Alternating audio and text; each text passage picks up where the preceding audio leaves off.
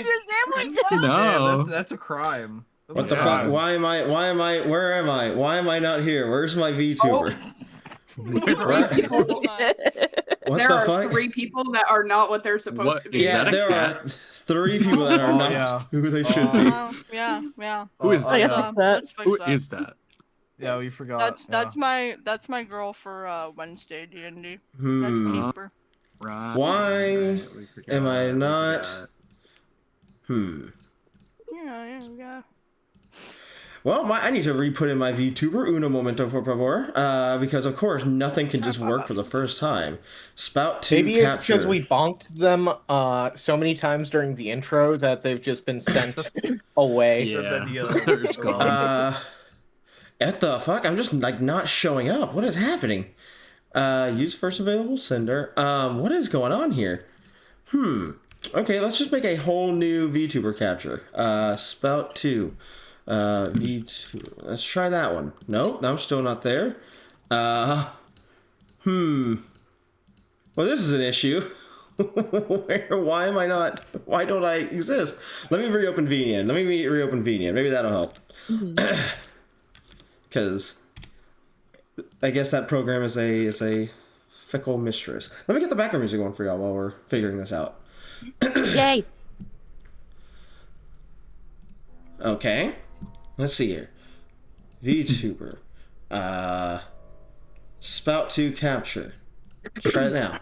There we go. That worked. Okay, I just need to fix my thing to... Oh, wonderful. Thank you for that. The full Lena. Oh, thank you. I finally get myself fixed, and then I'm back to V1. Wonderful. My camera also is not working. Yeah, I love this this weird paper doll effect we have going on here. There we go. Hold on, it's resetting. Okay. All right. So a little bit of scuff, but it Would not be a VTuber stream would not without be a VTuber if it was not. Definitely would not be my stream if it was without scuff. That's for damn sure. Oh, thank you, Tristan, for the tier 1 subscription. That will actually 6 months. Thank you. That will actually if I get a lot of those or anything like that during this stream, I think I will actually cry. So if we're gonna do that, let's hold off to the end, please. All right, take it in though. Hey, but happy 6 months. Happy 6 months. Happy 6 months. For being. Oh yeah, this is my 6-month anniversary of being a Twitch. Oh, the hype train. Thank you.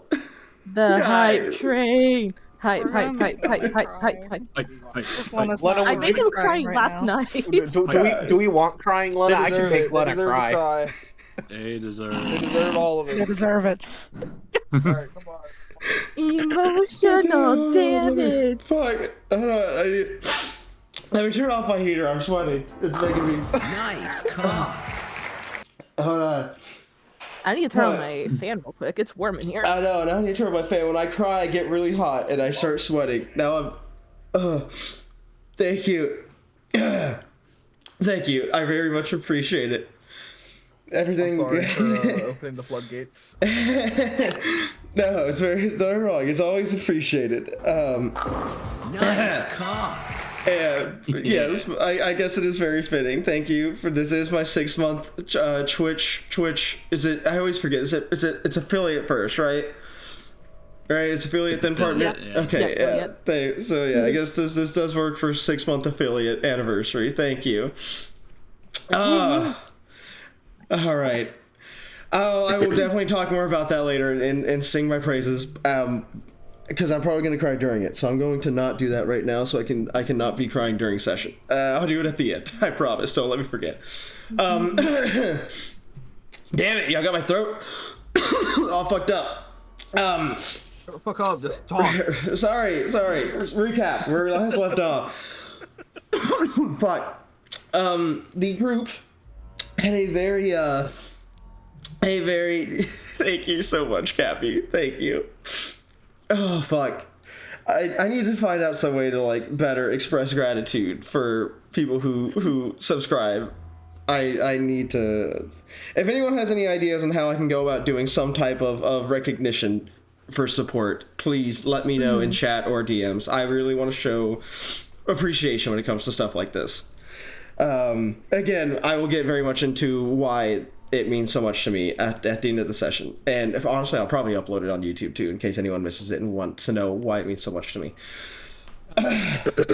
Random idea. You take topics for future content from the subs. That is true. That is what I already do that for viewers, because I like to just have viewers like show that they're appreciated too. True, but you have to weigh how much value their ideas have, and that weight is based on how much money they provide you. Okay, you know what? It's going in the memory bank.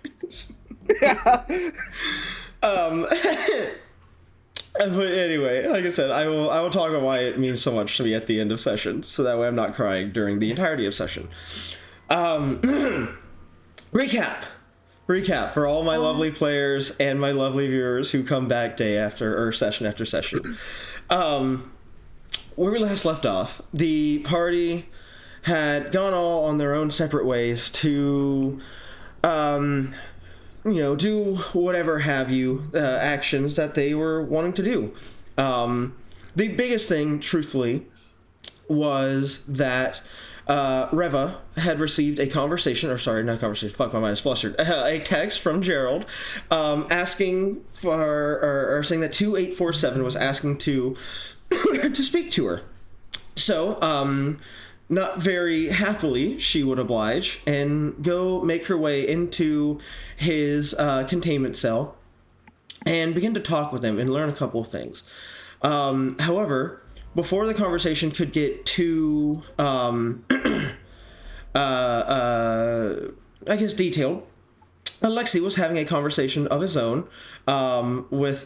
I'm just now realizing that everyone's switched their Fugus. It took you so long! I'm sorry, I'm doing because I was reading the Fug, like reading it out my recap, and then I looked over and I'm like, wait, what's Alexei doing there? Oh, wait, okay, those two switch, that's cute. Wait, Chuck and Danny also, that's pretty, wait a minute. I love how I didn't talk until you saw Lexi was gone from his usual spot. Menacing. My brain is not working on full throttle today. Anyway, while this was happening, Alexei was having a conversation with his father, adoptive father, Brick, and basically learned some pretty troubling things about the past from the containment breach 10 years ago. Learning that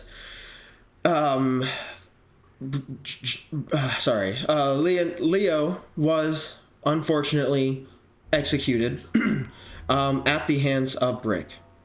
And Brick, however, did so. There's the baby.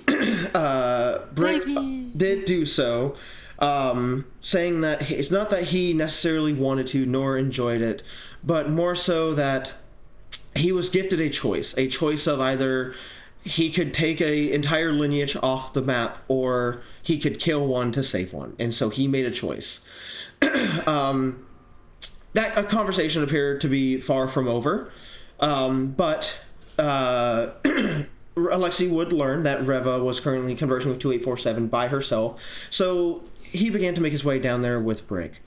It was about at this point Silas had found a letter in his room, and upon reading it, it simply said along the lines of, "You will receive new orders." And he would burn the note. The other most important thing was Danny went and actually had a talk with 343, the SCP known as God, and learned several things. One, that 343 is definitely not the being that he's speaking to, but 343 was a very kind elderly man who said that he did know a lot and that there were things coming, and that he also knew about the don't worry, you'll be free from this soon, Chuck. Just give me a moment. and said that he was aware of the group that Danny was traveling in, and said that he thinks some of them could use some happiness. And when it comes to happiness, he's never seen a person leave his containment cell without a smile on their face. So if anyone were to ever want to have a nice talk with just a genuinely nice, caring old man, to send them his way, and he would make sure to be the best person he could for them. It also was then revealed that Kondraki had placed a bet with Dr. Kane Pathos Crow for $50. That 343 was indeed the god that Danny was speaking to. And it was revealed that that is, again, not the case. So Kondraki lost out on $50. Man, that sucks. Get fucked, idiot. And as for Chuck and Bray, they were both in the cafeteria doing their own things. But this is when the most important part of the session happened, or one of the most important parts, being that everyone appeared to feel lightheaded for a second before their vision would change, and then suddenly everyone's eyes had swapped. Not just eyes, but bodies had swapped. With Reva and Alexei being a pair, Chuck and Danny being a pair, and Silas and Bray being a pair. Revealing that they were indeed now in different forms, also with anomalous abilities completely unfamiliar to them. Seemingly acting under or out of control, acting on their own, due to not having, a lifetime of preparation and training on how to use them. So the group would reconvene. And Brick would make a phone call about someone who he believed could help. But as he did so, you would also make a call to Gerald, who would also begin to make his way. And you would hear him begin to have an argument with someone outside the door. And after the doors opened, it was revealed who he was speaking to. A rather ambiguous-looking fellow. With just very plain dark black sweater and pants, and just very fluffy, poofy, dark red hair, who claimed that they could absolutely fix all of you, and all it would take would be just a single touch of their hand. But they had a thing they wanted to do, which is go see SCP-354 for their own personal notes that they would not elaborate on. And they said that if you would go with them, then they would happily fix your situation for you. Gerald would urge against this, revealing that this was a member of the O5 Council, being O5-4, also known as the Null, which is now the second confirmed O5 Council member that the group has now met, the first being the Veil Walker. He urged you to not trust them, but due to the other plan seeming extremely dangerous, having to deal with a very, very large pack of SCP-939, the group would decide that the best thing to do would be to go with the Null's plan and make a trip to SCP-354 to do whatever it is that they were wanting to do and just get it over with and get themselves fixed. And that is pretty much where we left off. So that's where we'll pick back up. If I recall correctly, everyone had kind of started to split off and go do something while this decision was made, or at least a couple of you had split off, if y'all can remember or recall who. I want to say it was I think Chuck we were all and going Dan. to find I think Danny. everyone was actually together except for me, who went to the Okay, gym. that's right. You went to that's what the Vine was for. Cool. Which I will show that Vine compilation that our lovely player of Bray made. I'll show that at the end of session as well because it was very, very entertaining. It was so good. Okay, so in that case, I will put us back into the cafeteria. Site 83, level 5, rooms, and cafeteria. Activate scene. Okay, let's get the music going. And unpause it. Okay, so, at this point, yeah, so Danny, or as I will call him for simplicity's sake, Duck, has left to go to the gym. So Brick is going to look at all of you and just say, all right, so that's confirmed then. You're going to go with Four's plan. No turning back, right? Unfortunately. Yeah. All right. Well, then there's one thing that we're gonna do first. I ain't letting my kid go out there without a weapon. I don't give a fuck how strong you are. I know you're in this body, but even then, I know how fucking strong your body is. I don't give a shit. All of you are taking a fucking gun when you leave here. Okay. Can do. So, just follow me, and we can. I'll get y'all some light weaponry. This is anything life-saving, so if you find anything that's going to, need to get hit like a fucking truck to go down, just don't fight it. But it's still better than nothing, right? Let's get you set up, and then after that we can we'll get a hold of 4, and we can get you all on your way. So with that, he is just gonna kind of puff his jacket, once more grab the collar of his jacket, kind of puff it forward, and start walking, and motion for you all to, actually he doesn't even motion for you all to follow him. He's just assuming that you are going to follow him. Which I'm assuming everyone will. Yeah. Okay. Yep. So, with that, he will then take you to up several levels. Let's see here. He will actually take you all the way up to level 1. Which, we actually have a floor made for that now, guys. Yay! But for some reason, for some reason, it didn't. Why did it not? It didn't save my progress. No, it's all right. It's just a copy of the dorm. So here, I will just duplicate that, and I will move that into here, and we will activate that scene. So let's see here. Don't mind this. These people are only here because it was a duplicate. So I will touch this up later. This is the dorms. Shut up. So with that, he takes you to the dorms. Oh, okay. Would you have ended up joining them along the way, Danny? Okay, that was just moving that. Oh, that's right. You can't move those yet. Here, I will actually change y'all's ownership so that way you can move your corresponding characters. Player characters. Configure ownership.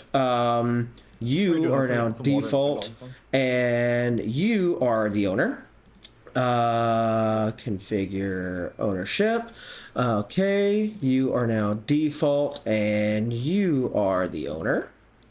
Configure ownership. You are default. You're the owner.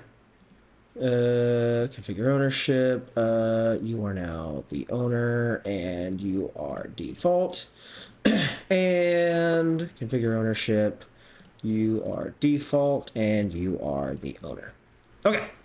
There. All you should have control of your corresponding characters now. So, with that, he leads you all the way up to level 1. And when you get up there, he takes you to a sort of barracks almost kind of setup where you can see, definitely there are different dorms primarily meant for security staff, as well as lead you down further hallways before you come across essentially an armory. You can see this place is loaded with various different things. Guns, bombs, devices that, truthfully, you don't even know what they do. Sometimes the devices that the security teams are using. In fact, you even see some vehicles that you're not sure how exactly they would get out of here. But you do see some vehicles in here as well, both land, air, and aquatic vehicles. This place is completely stocked to the brim. After leading you all in there, he will then make his way over to where the actual weapons are and pull out a set of keys to which he'll kind of cycle through before he finally settles on the key to open the door, to which he would then open it. And let's see here. He will. Let's see here. Oh man, Ryan, you never sent me the which one sounded like side RC, but it's alright. We figured it out anyway. Wait, sent you what? You never sent me yours. You said you were. You said Yeah, you were yeah. gonna just go with Yeah, it. we can just go with it. Go with it based on damage and range. Yeah. That's it. So he will walk all of you over to a variety of different looking sidearms, and he'll turn and look at you all and say, "Okay, like I said, you're only getting small things. Truthfully, I shouldn't be giving you anything at all, but I'm not letting my fucking kid go out there without a gun. So I guess I'll kind of give you a bit of preference here. What are you comfortable with when it comes to shooting?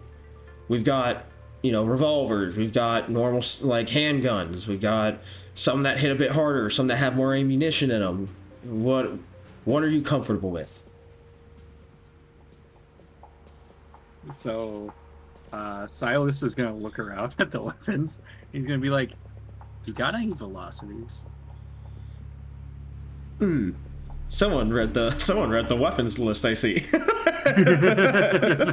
He'll slowly turn and look over at you and go, "Yeah, we do." And he'll go and pick up a relatively smaller handgun. You see, he kind of hands it to you, and as he hands it to you, he will say, "This thing right here doesn't hit exactly too hard, but it's got a decent amount of bullets that it can hold in one magazine. It's got a real nice scope on it, or a real nice sights on it, so that way you can make sure that you can land your shots real good. Range ain't that far, so just be a little careful with it. But Silas is just inspecting the weapon and doing like the typical like reload, check the ammo, and all that stuff. He's like, "All right." Okay, add a velocity to your inventory. He will then look at the rest of you and say, "All right, as for y'all." Anything with a high amount of range. I don't want Gerald accidentally killing me for accidentally hurting. High amount of range. Best bet's gonna be this one right here, and as he pulls out the a F-1911, which is basically just a real life 1911 handgun. And he'll hand it to you and say, "This thing's got a little bit of kick to it, nothing too bad. It's only got 6 rounds in it though, so just make sure you're keeping count." So go ahead and add you a F-1911 to your inventory. Again, and you can find these weapons on page 150, so that way you can find the stats for them. All right, the rest of you? 115. Yeah, F-1911. Well, I've only actually ever held a gun. I've never really fired one before, so maybe something that's not too complicated, but still something that can deal some damage. All right. Well, for you, the body you're in, the last thing I need is you crushing the damn gun. So I'm gonna give you something with a little bit more kick to it. So just, watch out. It ain't got a whole lot of range to it, but it's got a decent magazine count. It's not that easy to aim, but like I said, you're in that body. You shouldn't have to use this if you don't need to. And at that, he will pull out a larger handgun. This one appearing much bulkier than both the ones that he had just pulled out, as he hands you a Glogo 45, which you can now add to your inventory. Let me write that down. He will then look at Danny. He'll look at you, and he'll look at Silas, or Bray Silas, at M. He'll look at you and say, "All right, you two, what are you looking for?" I have also never shot a gun before. So Chuck's gonna can Chuck walk over where the other guns are? Yes. Chuck's gonna walk up. He's gonna grab a double barrel shotgun. He's gonna look at you and just say, "Look, I know who's in that body, all right? I know whose head is running that fucking thing, that meat mech. I know I can put you down pretty fucking easily. Tell you what, big guy, all right? You end up wanting to use a fucking big gun? Do do good on this little expedition. All right, you're keeping an O5 member safe. You keep them safe and come back, and I hear a good thing, I'll fucking let you use whatever you want in here for target practice. All right.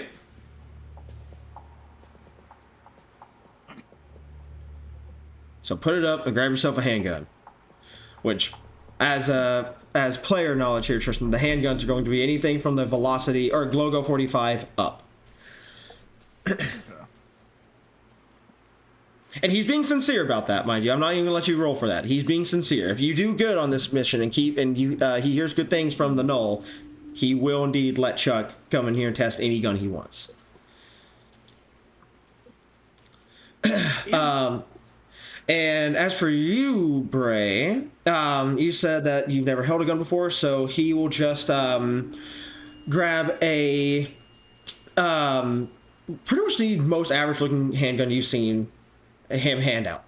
It's not too small, it's not too big. It appears to be almost like what you would give someone, you know, at a firing range for the first time ever to shoot a gun to see what they like. As he hands it to you and says, this thing is literally not spectacular in any fucking way. So, it doesn't suck and it's not good. It's the perfect starter gun. It's got a lot of bullets in it, so if you miss, you got about 9 more to go after your first miss. Alright? Okay. So add a ED5X2 to your inventory. And with that, all of you have received weapons and now have the stats for them. So with that, he will, once again look at all of you and say, okay. I guess now we can go ahead and, you can already see he's about to. Oh, I'm you can see he's already about to wait a fucking minute. Wait, you still have ownership over Chuck? Oh, everything. Don't you fucking worry. What? What the fuck? What the hell? How did you get ownership again? Don't you fucking worry about how. I was going to say earlier that I don't have any ownership over anything, you do. but I was kind of just letting it happen. I figured we'd figure it out when we needed to. There, now it's fixed. But anyway, you can see, like I said, he's about to say, like... Danny's turn. I can't do anything. But you can see he's about to say, like, it's time for us to notify the Null. But before, as he can even finish his sentence... you then hear, oh shit, is that the one thing I forgot to do? Oh no, it's not, fuck, yeah! You then hear the voice of the Null say, there's no need. I'm very much aware that you're ready to go. And as you would all turn to look and see the voice of where they're standing, you see the Null standing there, but they're not standing alone. Standing right beside them is the Veil Walker. Oh, motherfucker. Motherfucker. And you see, he has his hands in his hoodie pockets. He's kind of hunched over a little bit. He's looking down. His shoulders are up. His hair is covering his face, so you really can't see his facial expression. He's just kind of sitting there. In fact, actually, let me pull up y'all's one of y'all's player sheets, or just a player sheet in general, so I can tell y'all the roll for it. Anyone who wants to roll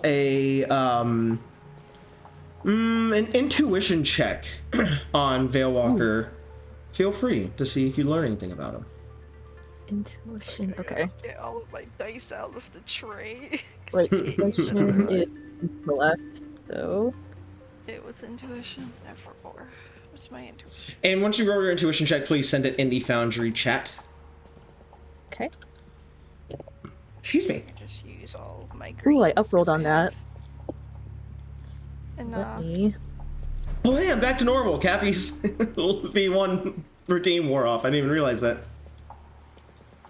Okay. So, let me Why do would you math point that here. out?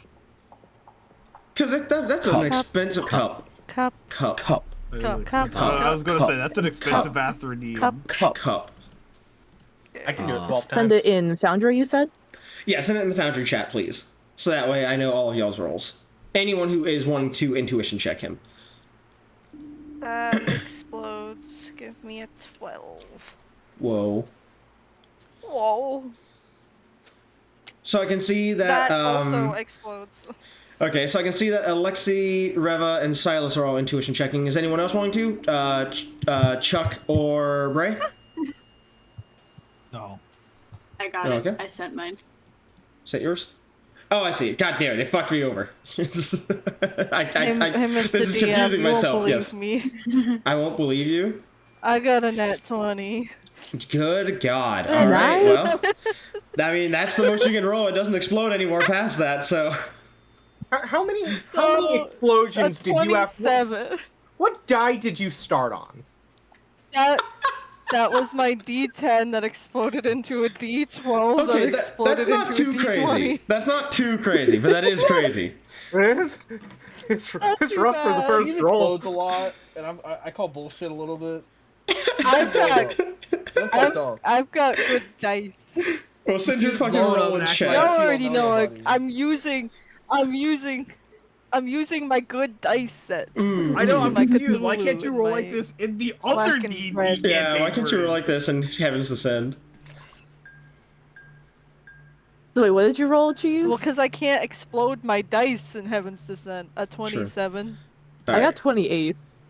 Damn. Okay, And I so don't have an intuition modifier. Bray and Silas it rolled the. It's wow. It's funny how my duos here almost rolled the exact same things as each other, and one of them did.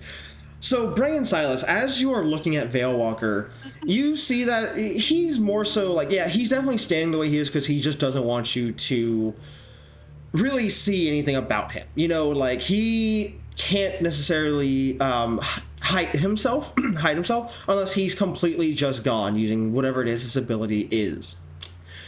However, Alexi and Reva, as you're looking at him and observing his body language a bit more closely and seeing how he's, you know, standing next to the null, you notice he's not just standing in a way that he's trying to keep his face hidden because he doesn't want you to see it.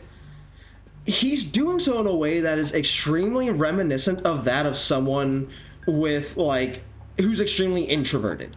Someone who is very much, he just doesn't want to even be involved in this conversation. Like, he's nervous, almost. And not in the way of, like, he's nervous that you're mad at him. He's nervous because, like I said, like an introvert. Almost like an anxiety thing, the way his posture is standing. He's actually even partially standing behind. Oh no, an anxious little baby shoved his arm through my chest. Yeah, and he's even Excuse partially standing me. behind. No, actually, hold on. There you go. But yeah, these two are just standing there, as they said, you know, like, I already know what your decision is.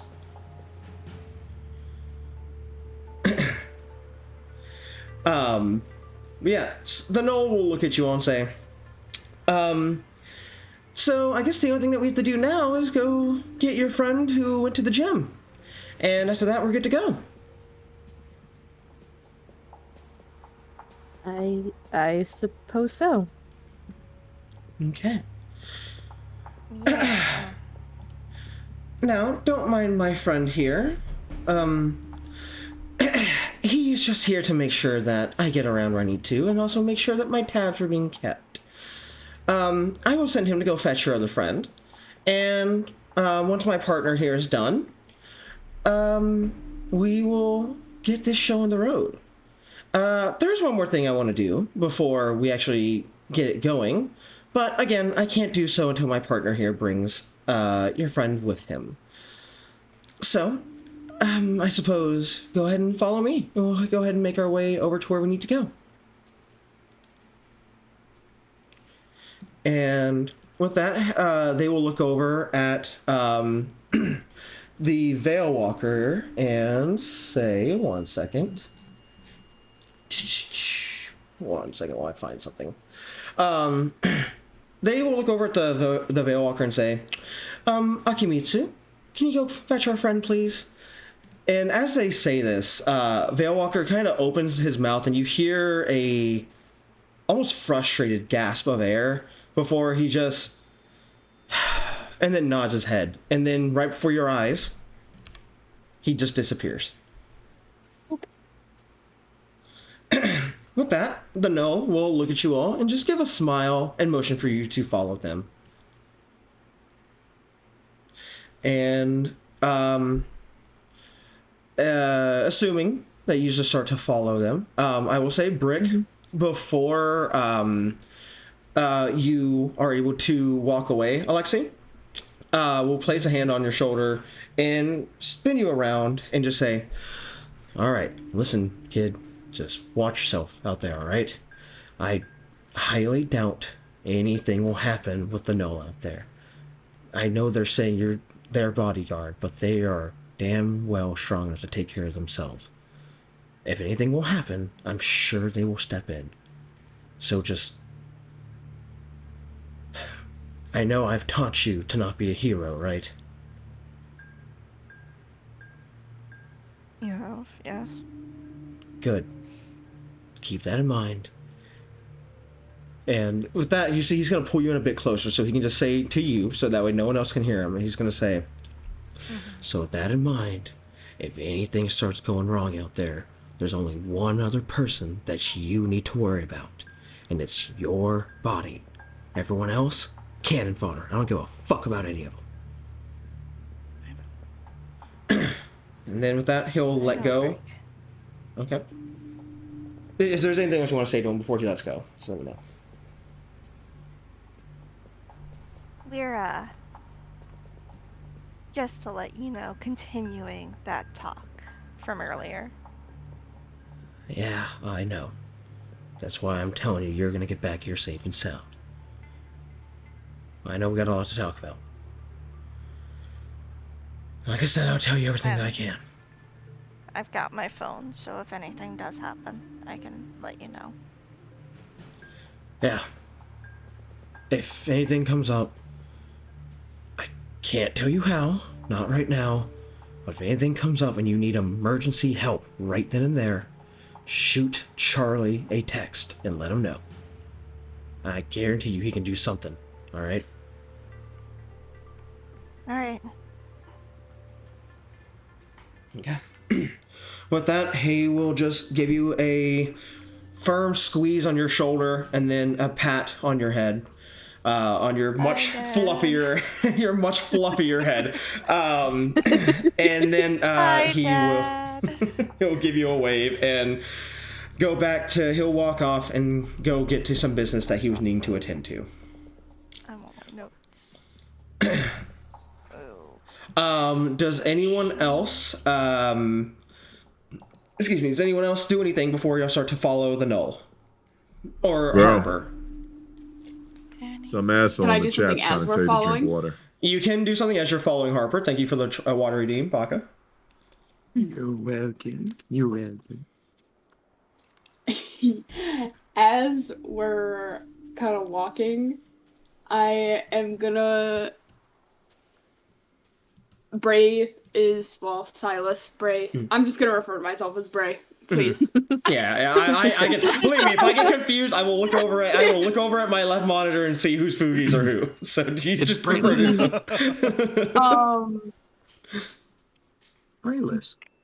Bray is gonna pull or walk with Reva and Reva Alexei. Reva in Alexei's body. Yeah, like that. And she's just gonna kind of look over at her and just be like, "It's it's Reva, right?" Just to make sure that she's talking to the right person. Yeah, it's Reva. Bray? Okay, yeah. We haven't really had like a moment. I had a question for you about something. Yeah. A little while ago, a bit ago, I don't know, I really don't know how many days it's been. I ran into someone, and I know you know a lot about the people or the things that are here, so I wanted to ask you about it. Yeah, sure. I mean, I've been here quite a long time now, so I'm pretty familiar. Who did you run into? So like girl to girl. Saying this in Silas's body. Girl to girl with 2 boys. Girl to girl. Guy to guy. There was You trans woman talking. there was a man that I kind of There was a boy. not kinda. I literally ran into him Oh, okay. on accident. Okay. I just wanted to know who he was, because I don't know who he was. He had like robot arms. As soon as Bray says that, you see Reva kind of thinks for a second, and then you see their face immediately just light up as she almost like whips around and goes, "You saw Kane?" That's his name. Kane? Yeah, tall man, dark hair, blue eyes, robot arms that kind of glow blue a little bit. Yeah, blue eyes, yeah. Bad as fuck. The blue eyes. Yeah, that's Kane. That's SCP-073. When did you see him? I was walking, and it was after we had gone to what's his name? The D class? 2847? 2847. Yeah. It was after we saw 2847, kind of after we all left the cafeteria after that. Mm-hmm. I don't remember how long ago that was. It's been it's been a few days. Y'all been very busy. Yeah. Y'all keep getting told you're going to get a break and you do not. It was too long. Yeah. It was We don't too get a long. break. I was just walking back to my room, and I wasn't paying attention, and I quite literally ran into him. Oh. That's...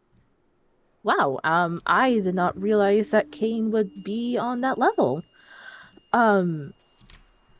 Normally, he stays on the upper floors. He was helping some people, like, kind of carry things. So, yeah, he's strong.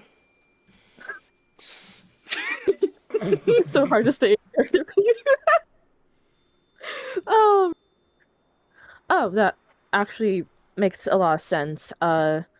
Being a rather pacifist individual, Kane has freedom to wander most of the facility, at least the upper floors. Yeah, he can't really go down past certain levels. So yeah, that doesn't surprise me. It's just well, I haven't seen Kane in quite some time. I figured out how to show art to everyone finally. Yes, bam. That's the art of 073 I'm using. The subject is not known. A feature. Yeah. What the fuck? Subject is not known. What does that mean? Subject is not known. It's not known. I don't know what to tell you. I Fucking don't know what this voice is. read. You just fucked. God damn it. Lena, are you? Who's giving me malware? Who's giving me pop-ups? Shut up. Shut up. I thought I turned ads off. You didn't try hard enough. Why? You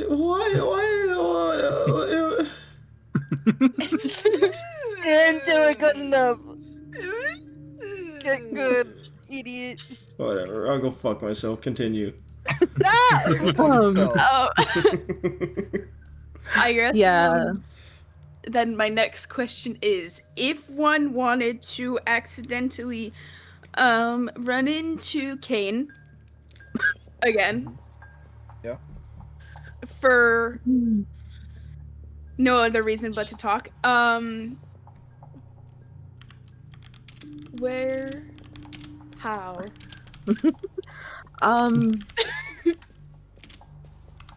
Question for the DM. Mm-hmm. Would Reva know exactly what levels Kane is typically on? He I does know have a we can use the containment upper cell. levels. He does have a containment cell, and his containment is located on floor 3, on level 3. and he's located on level 3 in the Eastern Containment Wing. Okay. Bray would see Reva kind of think for a second. And then she goes, well, if I recall correctly, Kane's containment cell is on level 3. I believe it's the East Wing. But if you want to talk to Kane, I'd be more than happy to introduce you to. Properly this time. Weirdest response I've ever heard. It's a very eager-looking stylus. I obviously after we switch back, I don't.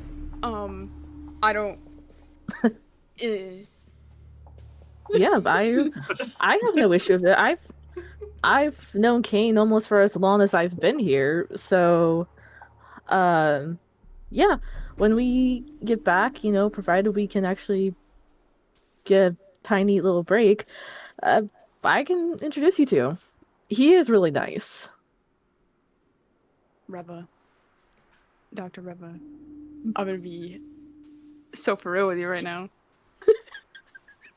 He is very nice.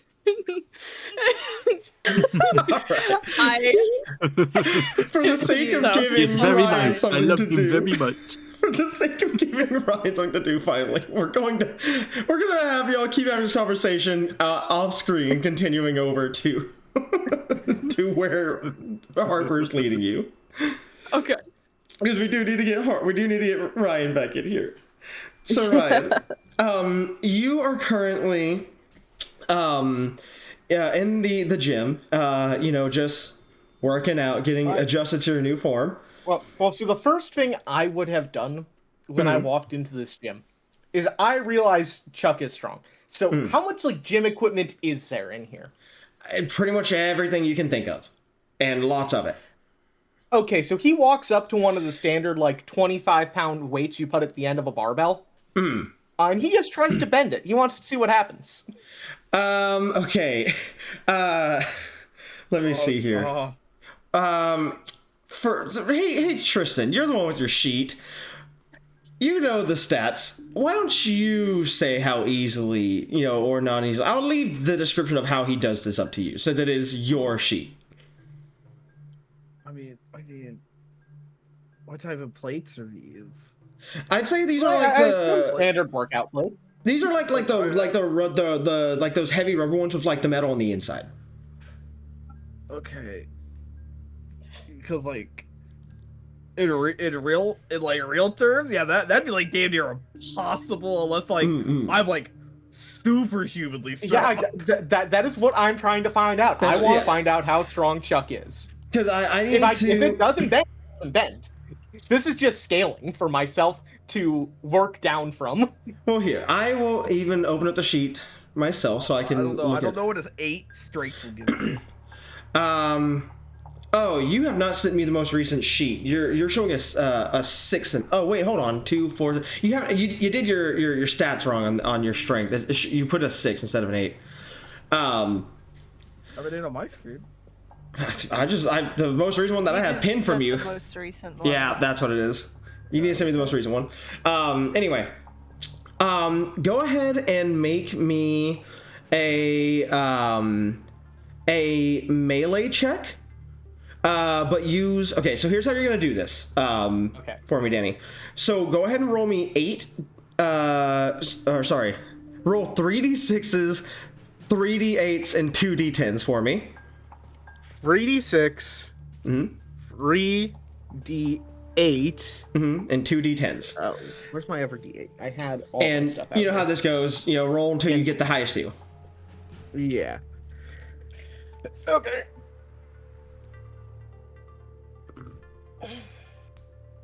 Alright, so those explode. Okay. That was display. So these go to 8s, and I don't need them anymore. So currently sitting at a 9 and a 10 is my highest. Well, they don't have to roll a fate. I'm good.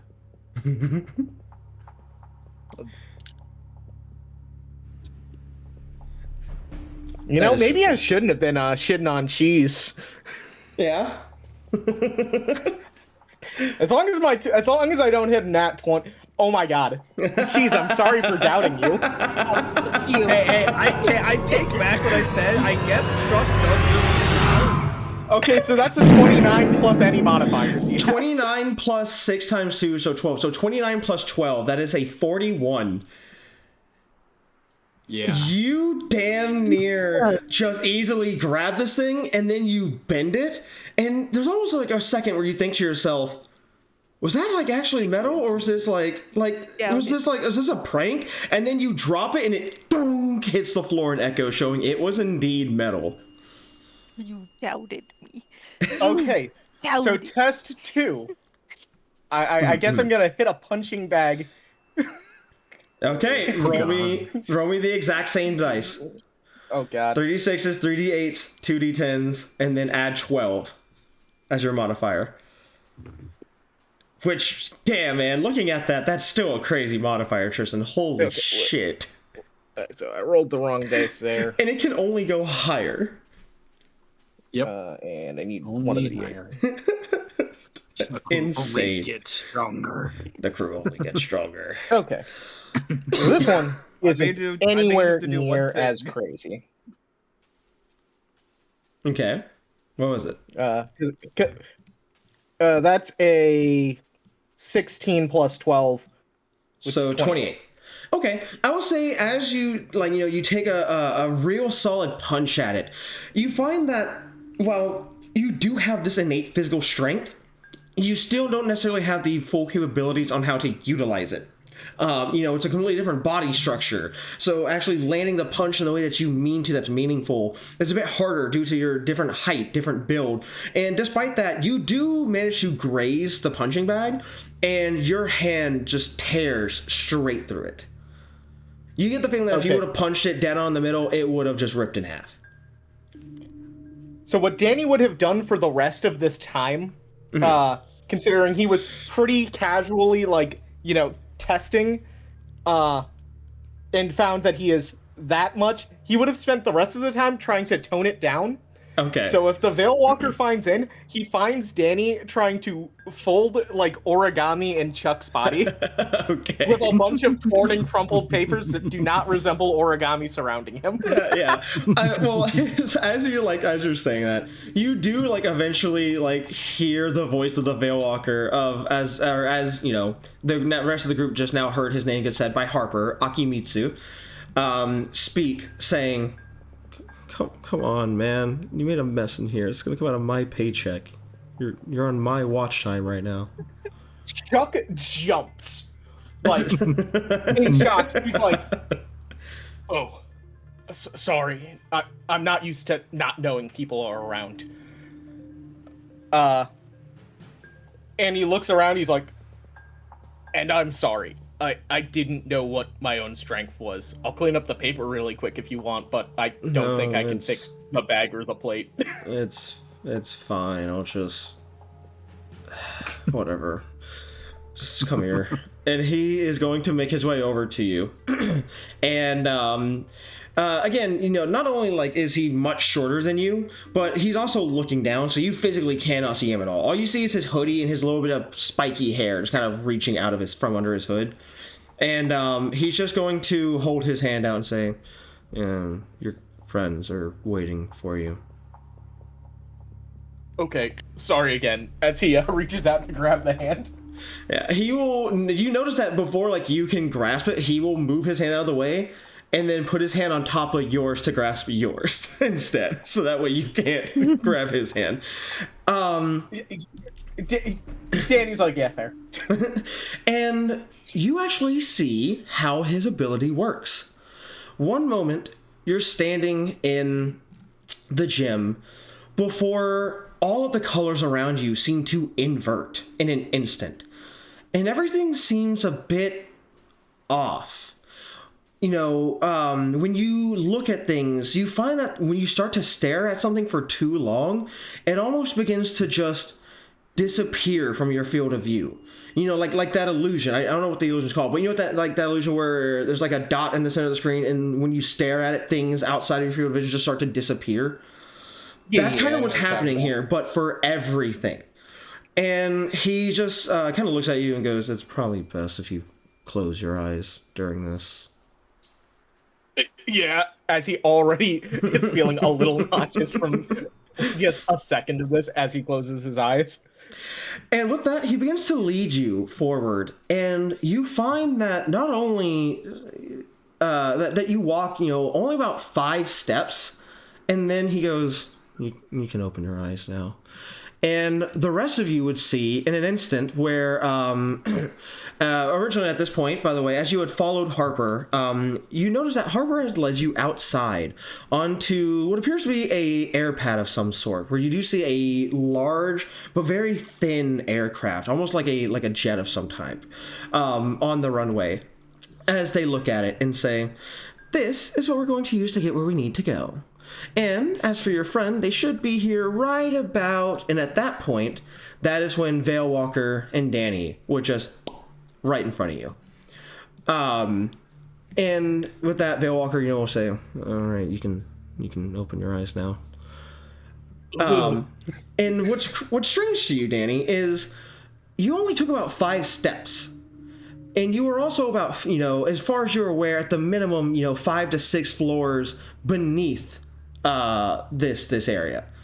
So somehow in the matter of 5 steps, you traversed about 5 floors upwards and an entire God knows how much distance, horizontally. That's neat. as he does look slightly nauseous from the experience. Yeah, with that, you see, whenever, Veil Walker Akimitsu notices this, and he immediately takes a step away from you and just kind of, again, stands behind Harper and says, I can... He puts his hands up. No, I'm good. I'm good. He doesn't listen to you at all. He just says, "Harper, I can go now, right?" To which Harper then says, "Of course. Yeah, get out of here. I'll see you tomorrow night." And he just gives a nod and disappears. Is that the date? Your date? Yeah. Harper will just look at you all with a big smile on their face and say, "Let's get on the plane, shall we?" Oh my god. They're fucking the Veil Walker. I wonder they have Or they're gonna be. This is the most interesting thing that happened today. Does Danny notice that everyone else has a gun? I would assume so. Good. Look, hey, if they all have guns, can I get one? No. Oh, yeah, I didn't really think about that. Well, that's unfortunate. But that actually does lead into something that I was needing to do before we left. Can you get in pairs on who is who right now for me, please? Fine. Nailed it. Nailed We it. did it. I didn't even have to move. All right. So here's what we're gonna do. I'm gonna give you a little bit of a hand because, as very entertaining as it probably would be for some of you to die, at the end of the day, I like to uphold my deals. So I'm going to help you out a little bit. 2 at a time. Step into the ship with me. And with that, Harper will, you watch as the stairs from the door to the ship opens up and rotates down so that the stairs can descend to the floor. And Harper steps in and climbs up their way into the stairs and into the vehicle, looking down at you two, Alexi and Reva, saying, 2 at a time, both of you, come on. All right. Okay. And Once you are both inside the ship and out of sight, Harper is going to take a step closer to you both and say, "So, here's the thing. Anomalous abilities are not tied to body, they're tied to soul. The only reason why you don't have your abilities right now is because whatever caused this didn't want you to. Luckily for you, fixing things that other people don't want fixed is one of my specialties. So, I'm going to fix that for you, and you will get your abilities back. You'll still be in the wrong body, because that's not part of the deal yet. But, like I said, at least you'll have access to your own ability. It can... It'll feel a little weird, just so you're aware. But at least you'll have your ability, which I think is better than nothing. With that, he will then stand between the both of you, and they'll hold their hands up, like fingers pointing upward, and like spin them, like rotate their fingers as if they're telling you to rotate around, and then say, "Turn around. I want to see your backs." Okay, and Reva will turn around. Okay. So, with that, the moment both of you turn, you immediately feel their hands just place rather roughly against your backs. And at first, nothing happens. I'm going to need some checks to be made. I will DM you the checks. Oh, no. Uh-oh. I don't want to check. Okay. And you are going to make me a... Check it. Check it. Check it. I'll get my dice out of my tray. Make me one of those, please. So I can do this. How about no? Oh. Okay. Fuck you. Oh wow, those both immediately exploded. Okay. Man, I can't wait for y'all to get all the exploding dice out of the way, then y'all get into combat later, and you don't get a single one. Don't jinx it! Well, combat doesn't give you exploding dice. That It exploded. It does not. Mmm. In that case, I hope you min roll all your damage. Oh. How nice. Am I DMing my roll It too? does give me exploding just say it out dice loud. regardless. Okay, 24. 24. That is a... I'm trying to do math, I'm sorry. You're good.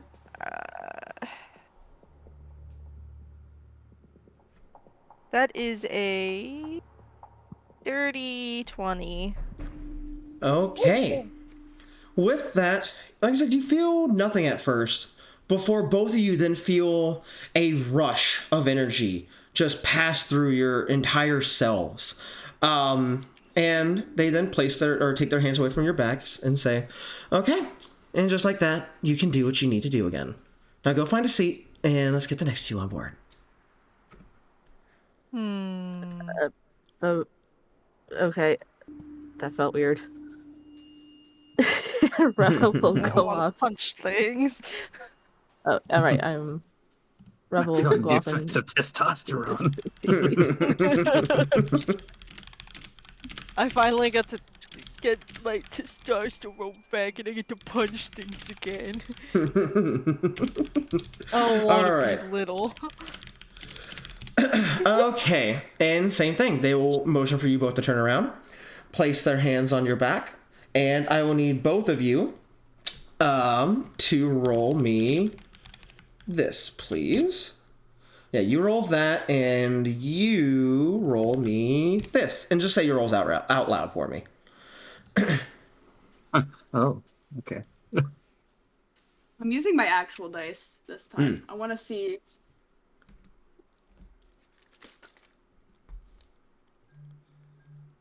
Okay. Explode. I'm not expecting good things, but it's something. Okay. Actually, I lied. Okay. Because I don't feel like picking through all my dice right now. Very fair. In this game, I don't fret people for having a dice roller.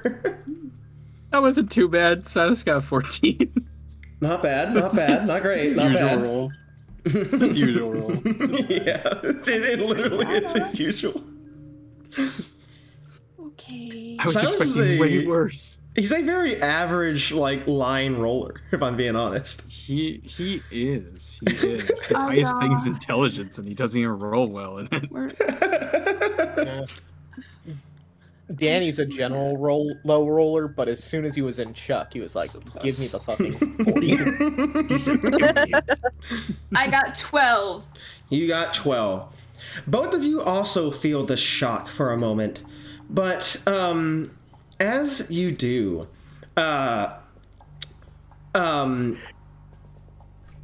Bray. Yes, Bray. You immediately just hear a ka-thunk. And as you look over, you see it's because the moment you got your powers back, a knife from, because there are like what are they called? Where like the stewardesses on like an no like the stewardesses on like an airplane where like they go and there's silverware and snacks and shit. You know what I'm talking about? That area where they keep all that. Yeah, literally just called like a cupboard. Yeah. Basically, one of the cupboards had opened up, and you had just launched a knife across the fucking room as it pinned itself into the wall. Jesus fucking Christ! I'm sorry. And Silas, you immediately, as you get your abilities back, look over and you see a very angry girl immediately sock you in the face. And all of you all of you see, Bray's body just head recoil to the side. You hear you even hear the sound of of a fist, but you don't see it. There's nothing there. Yeah, good to see you too. There better not be a bruise on my face.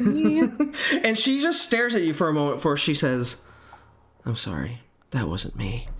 And then she's gone. Okay. All right. Rev was looking at Alexi like, you're seeing this shit too, right? Oh, look at me. I just know this is some freak ass shit. It was just the scene from SpongeBob when Patrick getting beat up by the invisible force. There's all Silas, she's getting fucking flung. Fucking wedgie flung. Add that to the Vine video. Yeah, that's a perfect one for the Vine. That's a perfect one. All right. Hey, do you want to see if my vanilla Coke is not a bomb anymore? It's a bomb. Yes. It's a bomb. I have a bowl here. All right. I'm gonna open it over. Tick, tick, tick, tick, tick, tick, tick. With that, tick, tick. Chuck and Danny, you make your way in, and same thing. He motions for you to turn away, and they place their hand onto your back, and I need both of you to make me a. Let's see here. That, and you make that. It was only a little bit like a bomb. Only a little bit. It only bubbled over. Like literally, the tiniest drop fell into the bowl from how much it bubbled over. Why would you choose that? Wait, I was gonna say, did I just, whenever I messaged you both of those rolls, did I hear Ryan say "oh no" and Tristan say No, I think Tristan said "oh no." Oh, okay. I didn't say "oh no," but it is an "oh no." Like, don't get it twisted. It's an "oh no." There's "oh no." All right. I exploded two of my dice and then rolled 2 6s on the d8s, so it's as if they didn't explode. So I rolled a 12. Okay. I got 8. You got an 8? 8 and 12. Wow, they just got worse and worse with each consecutive group. Oh no.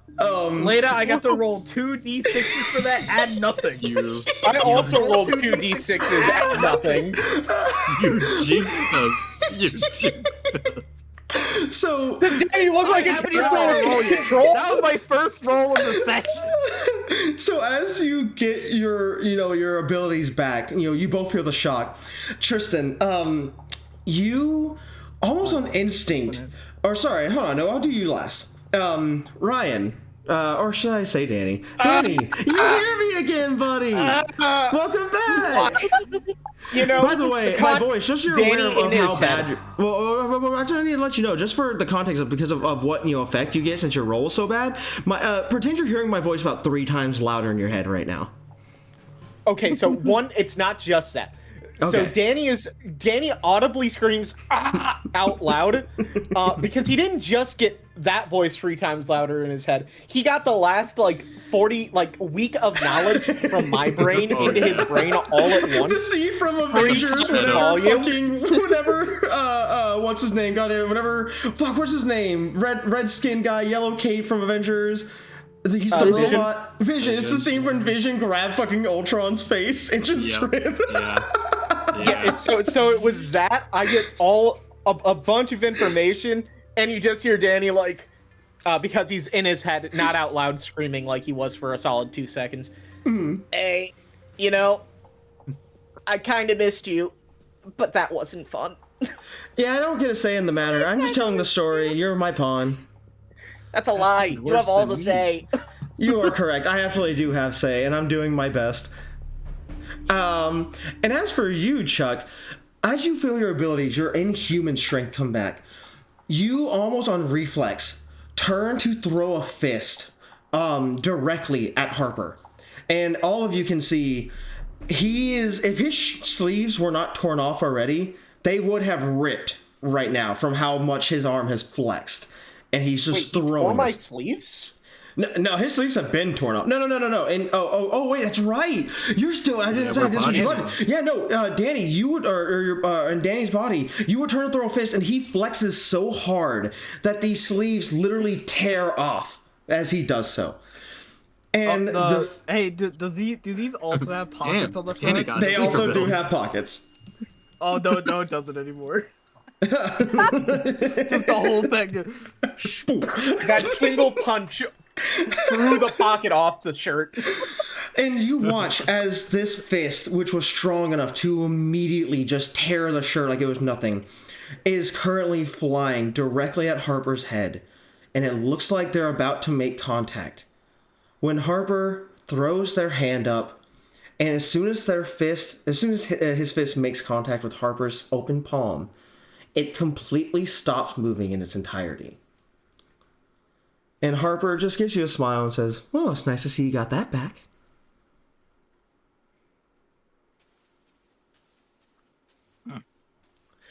But let's save that for the monsters, shall we? Danny got a sleeper build. And with that, they will walk past as if nothing had even happened and go take their own seat right over here, right in front of you, Nova. And Danny over at Chuck. He's like, "Hey, if you've got the super strength, could I have the gun?"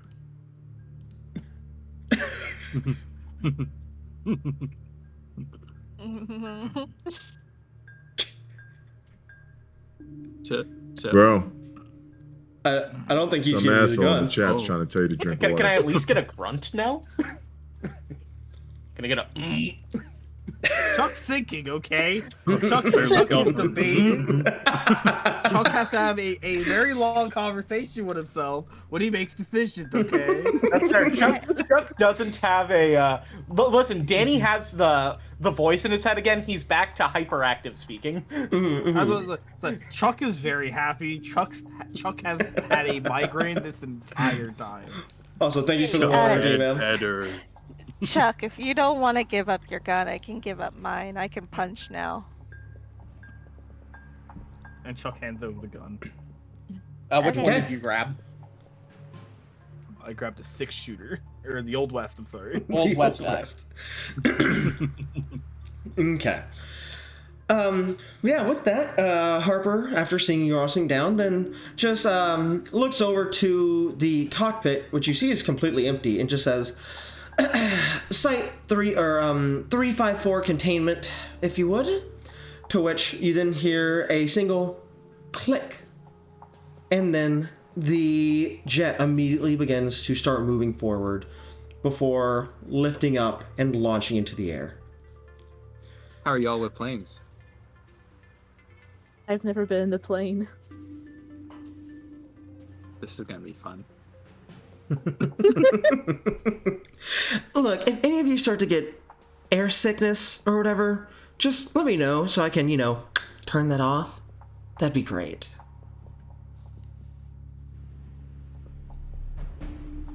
What? I think we'll be fine. Okay. Do you need a bag? They're under the seat. It's just right there.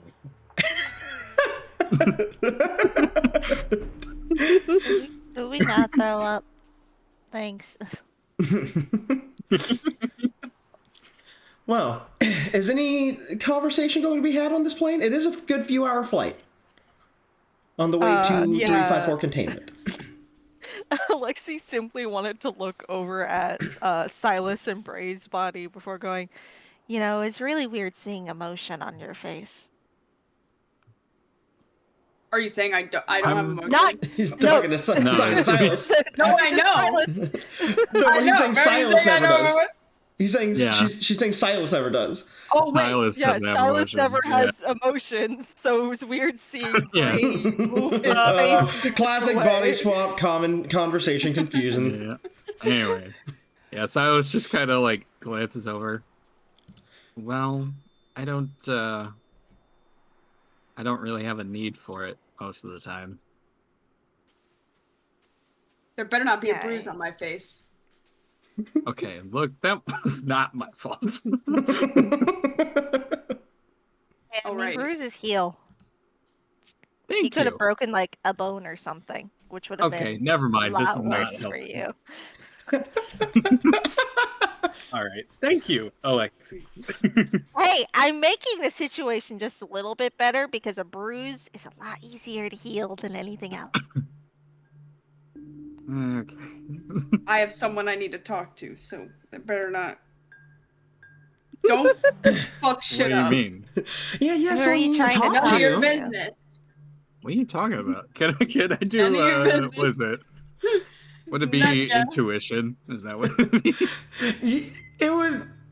I would tell you right now, like you could, but you really wouldn't be able to get anything out of it other than like like she has a minute she has someone she wants to talk to, but you really can't gather much off of that. I'd have to go against Silas's emotionless face. But Harper's gonna move over and take a seat next to you and just say, Fuck. Who do you need to talk to? There's not a lot of people you can talk to in the Foundation, especially as a lowly D class. That's right. Yeah. They're not wrong, to be fair. It's just a person. Yeah, just a person. There's no just people in the Foundation. I mean, Yeah, definitely not here. There's know, other it's just- geek class. You can always just keep it between me, because the way I see it is I know everything anyway because of Veilwalker, because of Akimitsu. So one way or another, I'll find out.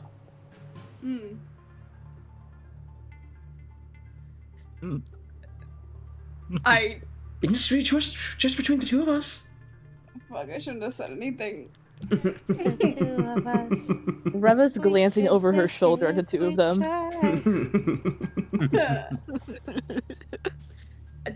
I just wanted to talk to someone, and I don't want people asking questions on why I'm hurt because I don't want to have to explain the body switch. It's not anything weird. They just kind of stare at you for a moment before they go, yeah, it's not weird, huh? Not weird at all? Yeah. Look, I can nullify anything, and I cannot nullify the weirdness of this conversation and your awkwardness. Can nullify anything, but even I can nullify. Silas just covers his mouth. Called the fuck out.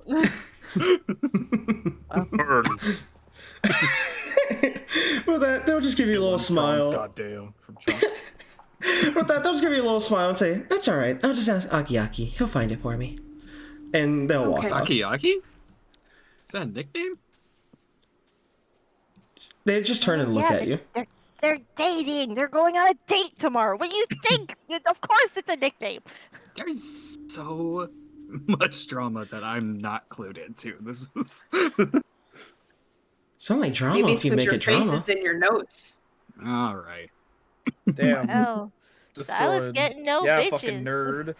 Yeah, fucking dweeb.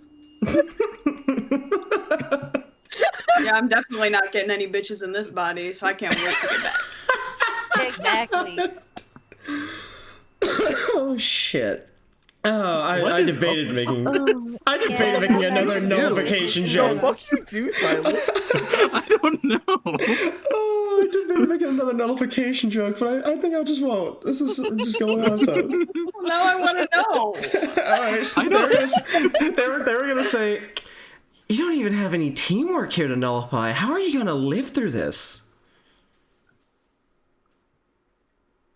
Hey, I mean, just because we fight doesn't mean we don't got teamwork. I mean, yeah, I could just beat the shit out of people and then they can follow behind. Teamwork. I guess that's right. Arguing doesn't necessarily not equal teamwork. I have experience with that. When they say this, they are just kind of look at all of you. And let's see here. Just friendly banter. Friendly banter, they say. Friendly conversation. Friendly. Definitely friendly. Yes, we're all friends. We're all friends You're all here. friends. All right, give me 1 second here. Silence. That's a lot of dice. God. Don't worry about it. Don't worry That's a about lot it. of dice. Don't worry about it. Egregious amount of dice. Don't worry about it. Is this a plane crash? Are You're we worrying going? about it. Stop worrying about it. It's a plane crash. It's a plane crash. It's a plane crash. Look, if I were gonna make y'all We're all go through a gonna plane die. crash, I would Or have we put eat fucking. first. I would have put fucking. God damn it! I can't remember his name now. The little plushy fella from Peak. Oh, fucking. Oh, yeah. God, that's his name. He's divorced. I would have put him on this plane if it was gonna crash. Right? Is it Bing Bong? It's his airline. It's Bing Bong. Bing Bong, yeah, Bing Bong. I would have put Bing Bong on here if there's gonna be a plane crash. Thank you. Thank you, Yava. Bing Bong. Yeah. But anyway, they're just gonna. I mean, they're just gonna look at all of you. Their eyes seem to settle for a second longer than like they are on anyone else. But on first glance, like if you just look at them without actually trying to see who it is, you could not take a guess as to who exactly they stare at for longer than the rest. If anyone wants to try, feel free. But you heard how much dice just got rolled, so. I want to try. All right. What am I rolling? Yeah, fuck it. I'll try it too. I don't need to try because I know Silas would get a 14, so that's What am I rolling, boss? The What am I wife is rolling? It is going to be an awareness check. Awareness. That Dude, I is love awesome frogs. perception. Man, I love frogs. That we all love frogs. My wife loves frogs. We love frogs. Ooh, that exploded. Yeah, I don't have Once you do your rolls, anyone who is trying to do this, send it in the Foundry chat, please. Okay. I need my calculator.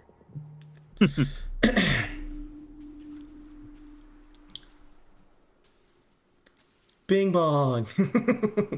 Bing bong. Bing Bong. Ray Narvaez Jr. Let's go. What's my word to spell this?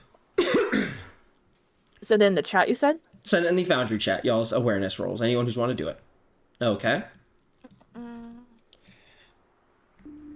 I organized my dice, but this is still taking a minute. Okay, got it. I don't know why I have D4s though. We don't use D4s in this game. No, in fact, I don't think there's a single thing that is a D4 in this game. I think the lowest die you roll is a D6. Yeah. I think it is a D6. Well, that If I had them, I kept messing with them. Like, wait a second. I don't think there's a use for these. loads into this. I have my D4s out because I just have sets of dice out. Yeah, same.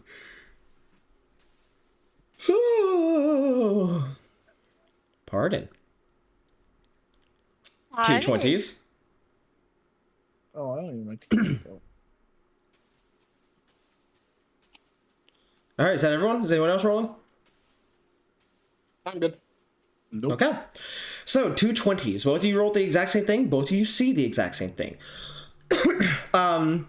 Which truthfully is not much. Because y'all did not beat that roll. I imagine I didn't. I tried.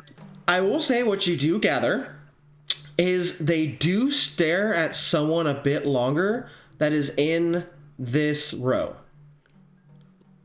That's the most I will say.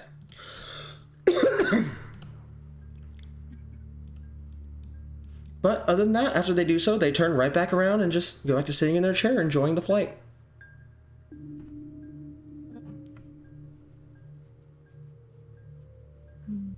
I really should have grabbed breakfast.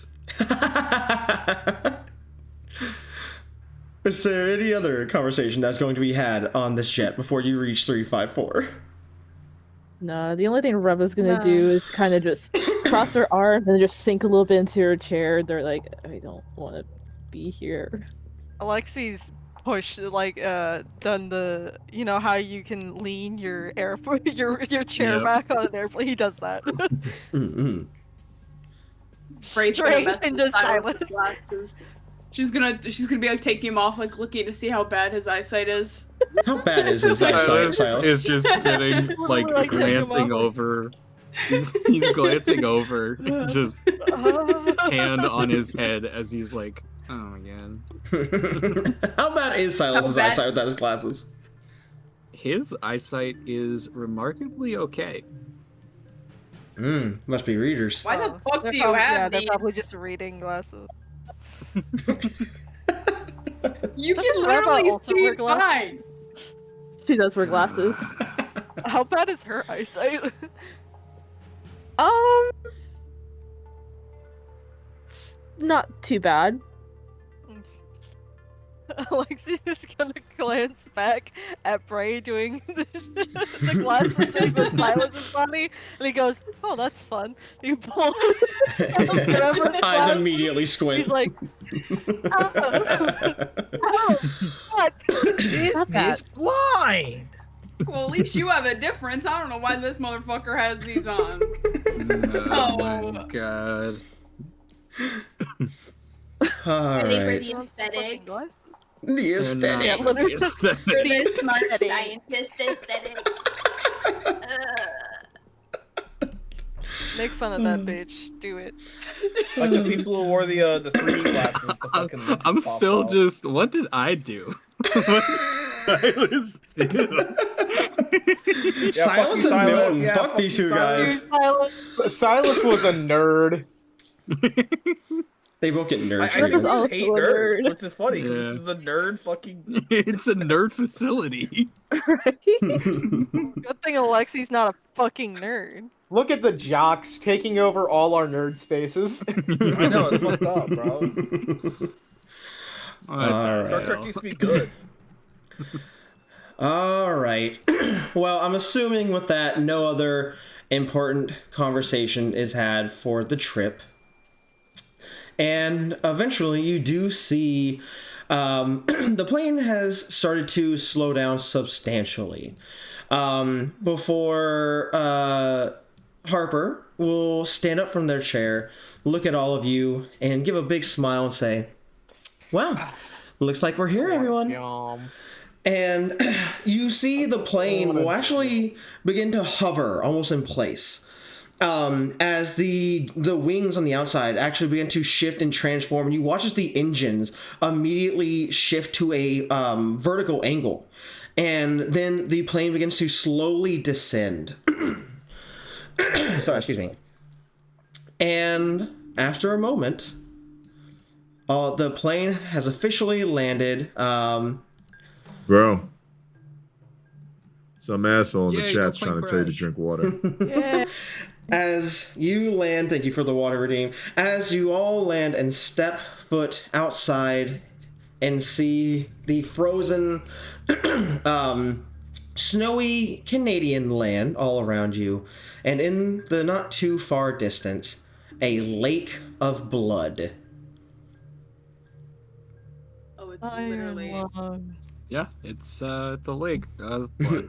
Like a blood. Yeah, it's very. Do It's a you very guys literal. think there are any maple syrup trees around here? They're all dead.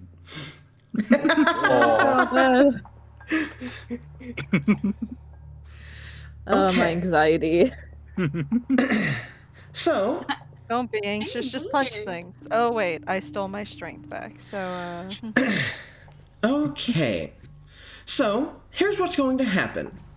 I am going to just conduct a little bit of research, and it is just a matter of time until things, unsightly little creatures, start to come out of that lake. I just want you to keep them off me. Let me... I heard you laughing at that. unsightly little creatures. And it is your job to make sure that they don't hit me. Once I finish my notes, we will get back in the plane, and we'll get out of here. Me, Chezen, is an unsightly little creature. All right. So, with that, you watch as they walk over to a frozen stump that is just barely sitting out from the snow. They kind of dust it off and they take a seat on it before reaching into their pockets and pulling out a small notebook and a pen. And with that, they open their notebook and just begin to start writing. DM? Before anything happens, can Reva do a premonition? That you can. Now that she has her ability back. Make me a premonition check. Okay. You're gonna make my nose bleed. I'll be fine. You're gonna make Lexi's nose I bleed. I have control over my ability. You fucking don't. He's never had a nosebleed before. That's a crazy thing to have in someone's backstory. Never had a nosebleed before. You're gonna break the dam. Now he's only going to ever have nosebleeds all the time. Damn it. You're going to get back to like the hotter, drier air of the facility, and it's just going to like nosebleed. This is, Why is my nose a fountain of blood? This has Rick's never just happened like, before. that's never What's happened happening? I rolled a 22. Thank God. Okay. Why is their nose leaking blood? A 20 what? 22. 22. What are you trying to, premise here? How do I word this properly? What is coming I out? didn't see that the map changed. It's just a blob of. I don't know why people are surprised with the lake of blood. I mean, it's a lake of blood. No, I'm just. I need to get you some I need to find you some good. It looks like brushes a lake of blood. Whatever program you use. Yeah, it was also, this was made in a bit of a rush. It's just seeping into the snow. That's all. That's all. I need to get you some It's growing. good map making stuff. Yeah, hey, just be happy you're getting maps at all. Yeah. I'm a fan like of another mine. session we have. Another session we have from the exact same person who was using this one. Yeah. Yeah. You must use the mind. Alright, moving on. I have all of my map tools and my DMing tools. Reva, what are you trying to surmise here? Use imagination. Pretty much Reva's just trying to see, I guess, the level of how bad, how dangerous these monsters are going to be, and like the best way that they can avoid getting severely injured. One of those questions is very hard for the DM to answer. Because I don't know.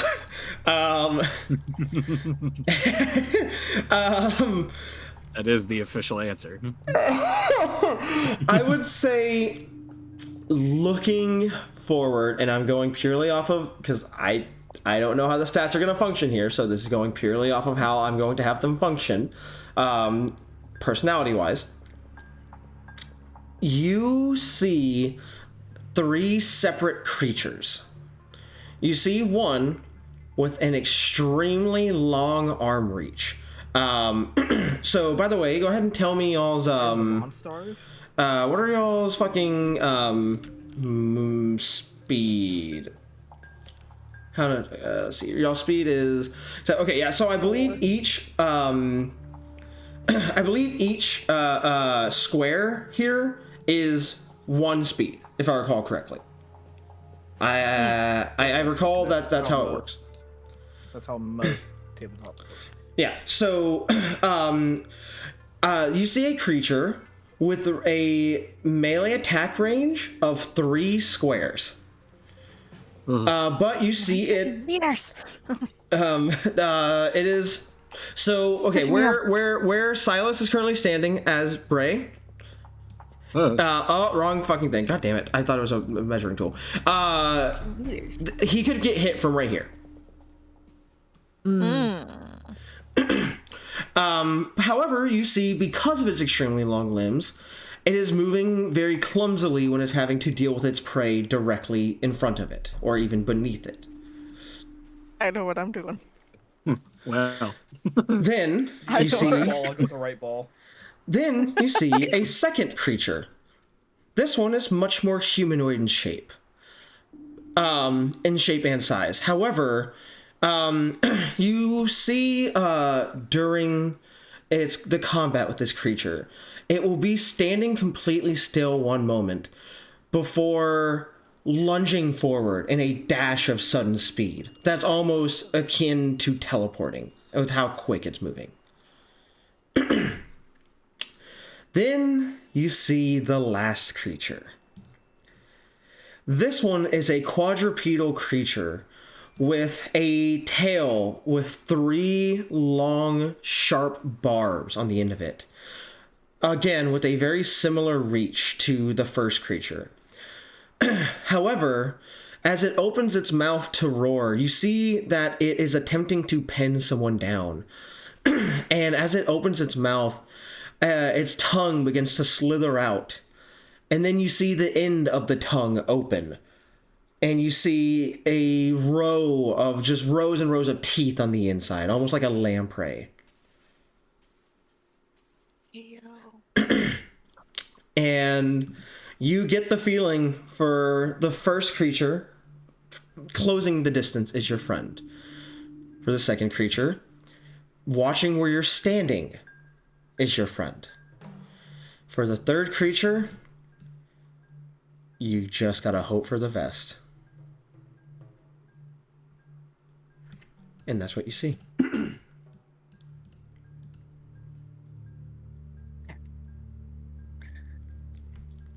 Yeah, anyone looking at Reva would see them shut their eyes as they focus on the premonition. And then after it's done, they'll look up and be like, okay, I think I have something that could get us prepared. Okay. All right.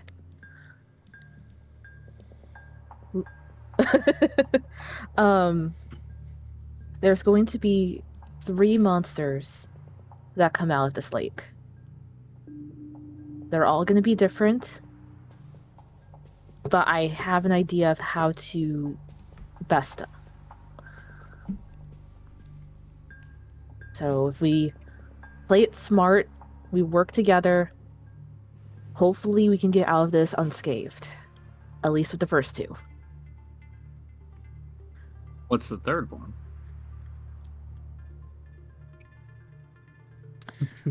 You see her hesitate before she goes, well,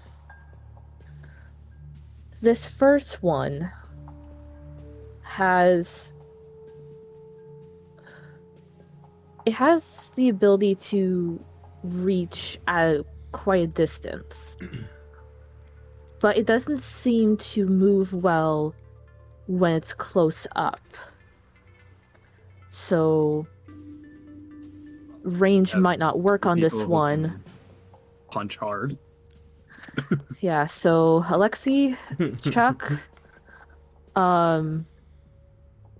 you might be good for this one. The second is going to be a bit trickier. This one appears to stand still, and then I want to say it moves just super quickly, but it could also be teleporting. Like, that's how fast I saw it moving. So, my best suggestion is to just watch where we stand. Okay. Be careful. The third one. This is where we're going to have trouble. I saw some sort of something on four legs, and it had a long tail with what looked like barbs on the end. And during my vision, I saw it pinning down somebody. I couldn't see who. And when it opened its mouth, it had a long tongue that also opened up, and that tongue also had a lot of teeth on the inside. And unfortunately, I don't see a proper way or even a best way to go at this thing. So that's why I'm saying we need to be careful with this one. Play it safe, play it smart, do it whatever we need to do. So it might be best to deal with the two we know how to deal with, and then all of us can deal with the last one. Yeah. Like I said, just... I mean, it also depends on how they come at us. Yeah, so do your best to avoid that one. Yeah. So... But if you need help, call. Yeah. If shit goes downhill, which it very well might, we call and get out, because I'm not sure if and Reva will look over their shoulder at the null for a second before looking back at the group. Says they might be able to help, but I'm not going to get my hopes up. I'm not going to stick around and wait for them to step in if they step in. So as of right now, we're on our own.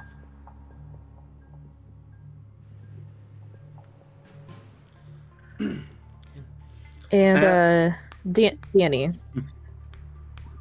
Yes.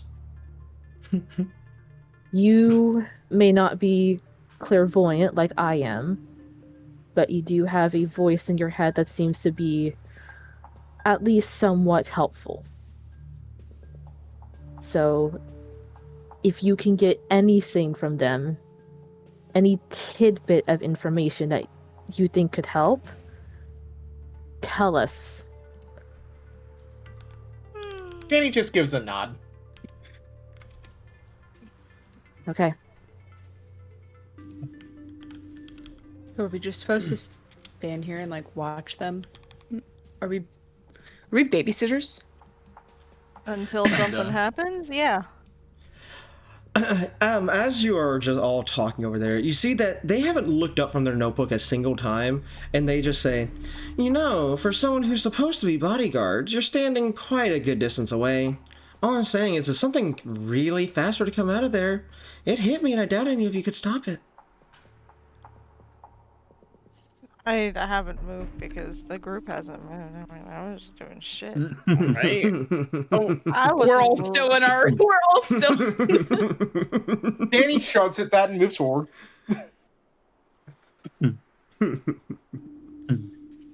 Okay. Tristan, I'm assuming you're going to move forward, buddy. Unless he stepped away, which is highly likely. So I will move him myself. Okay. So, at first, it seems like nothing's happening. It's quiet. You just hear the wind. You hear the soft almost heavy sounds of the waves coming from this lake splashing against the beach. You know, normally when you hear water hitting the beach, it's a soft splash. You know, you can tell there's a not a whole lot of viscosity to it. Where every time the waves from this lake moves up and then splashes against the beach and against itself, it's very almost slightly viscous. You can hear the thickness of the blood as it's pushing against itself and hitting the floor. It's squelching. It is squelching. But it is quiet.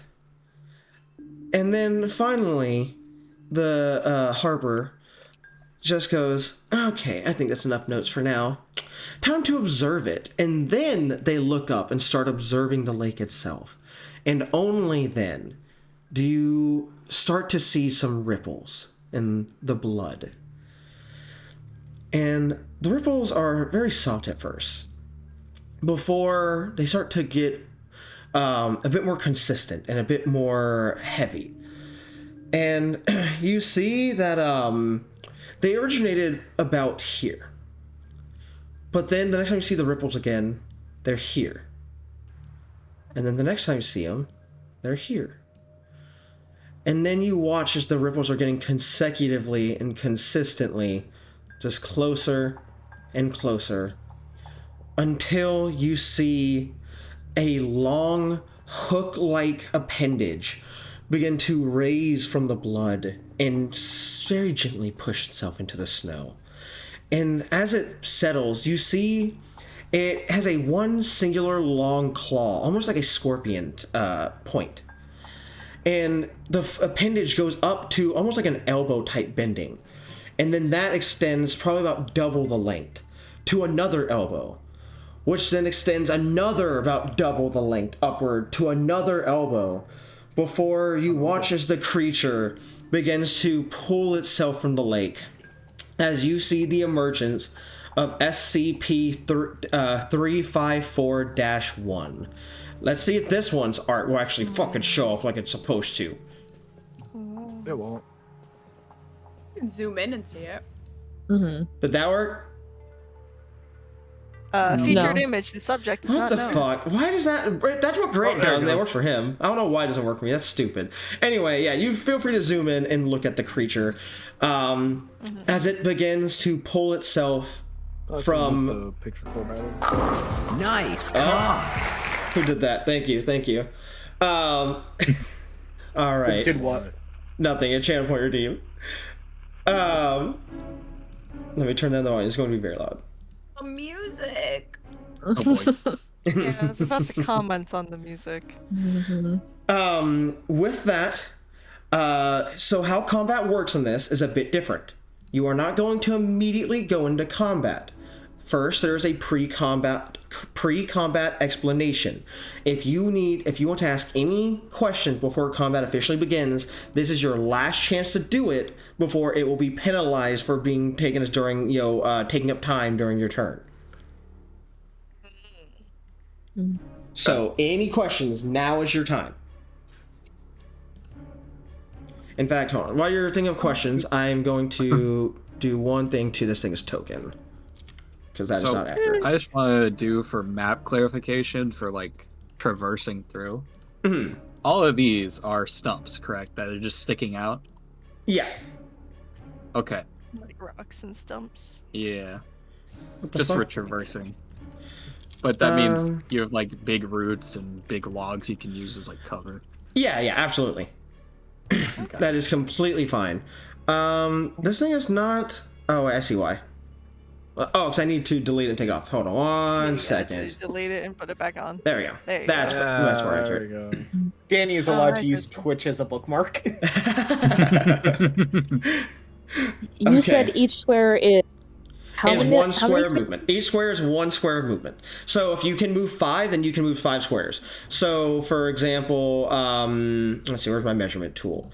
So I want to say one of you had a movement of 5. I'm not sure who. Silas, you have a movement of 5. So like sprint. Yeah, so like for example, you could move 5 squares away.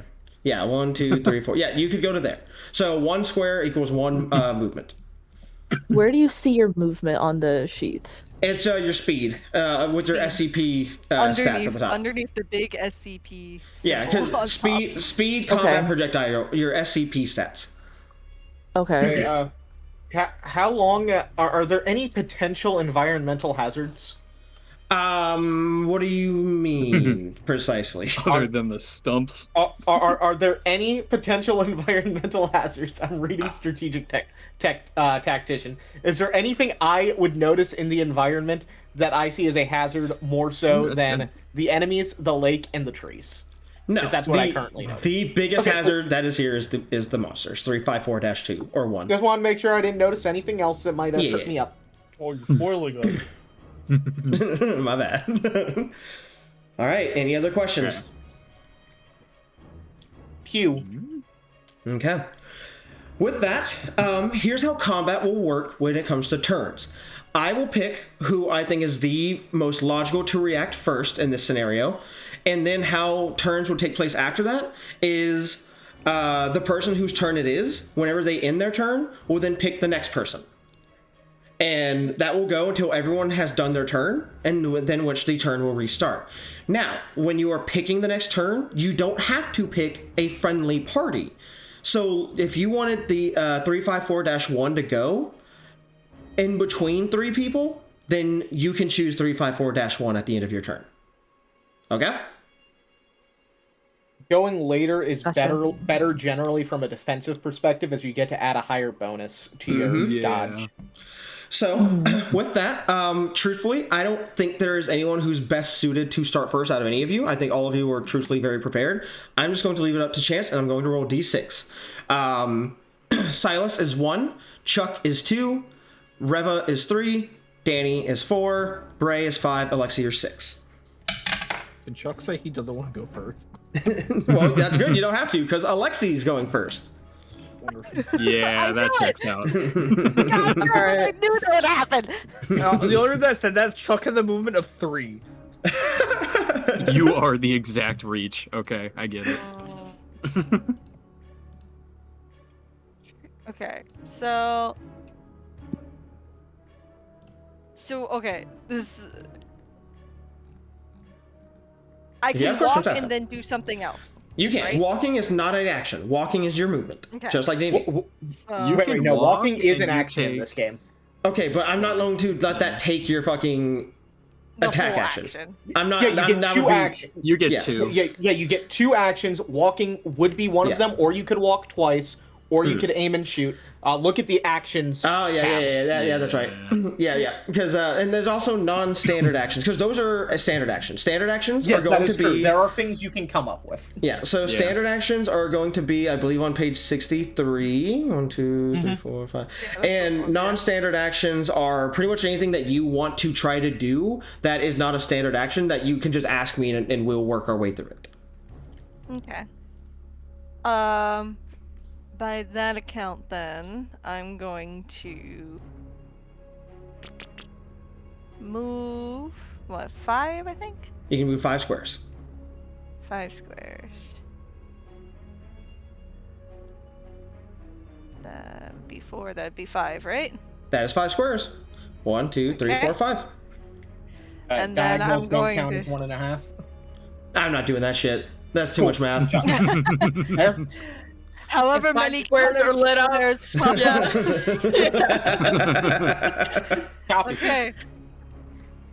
Mr. DM, you know what I'm gonna do. You are going to balls attack. Let me pull up your sheet so that way I'm remembering exactly how you do this correctly. I know we just talked about it, but yeah, I didn't send the fixed sheet. Do you want me to send the? Yes, please send the fixed sheet. Okay. That would be much better. I sent it last time, but then we talked about the balls attack. So. Yeah, we changed how we did it because I wanted you to I wanted it to be more beneficial for you. Yeah. SCP. There we go. Kick him in the balls. Balls attack. Giving someone balls benefits ain't nice.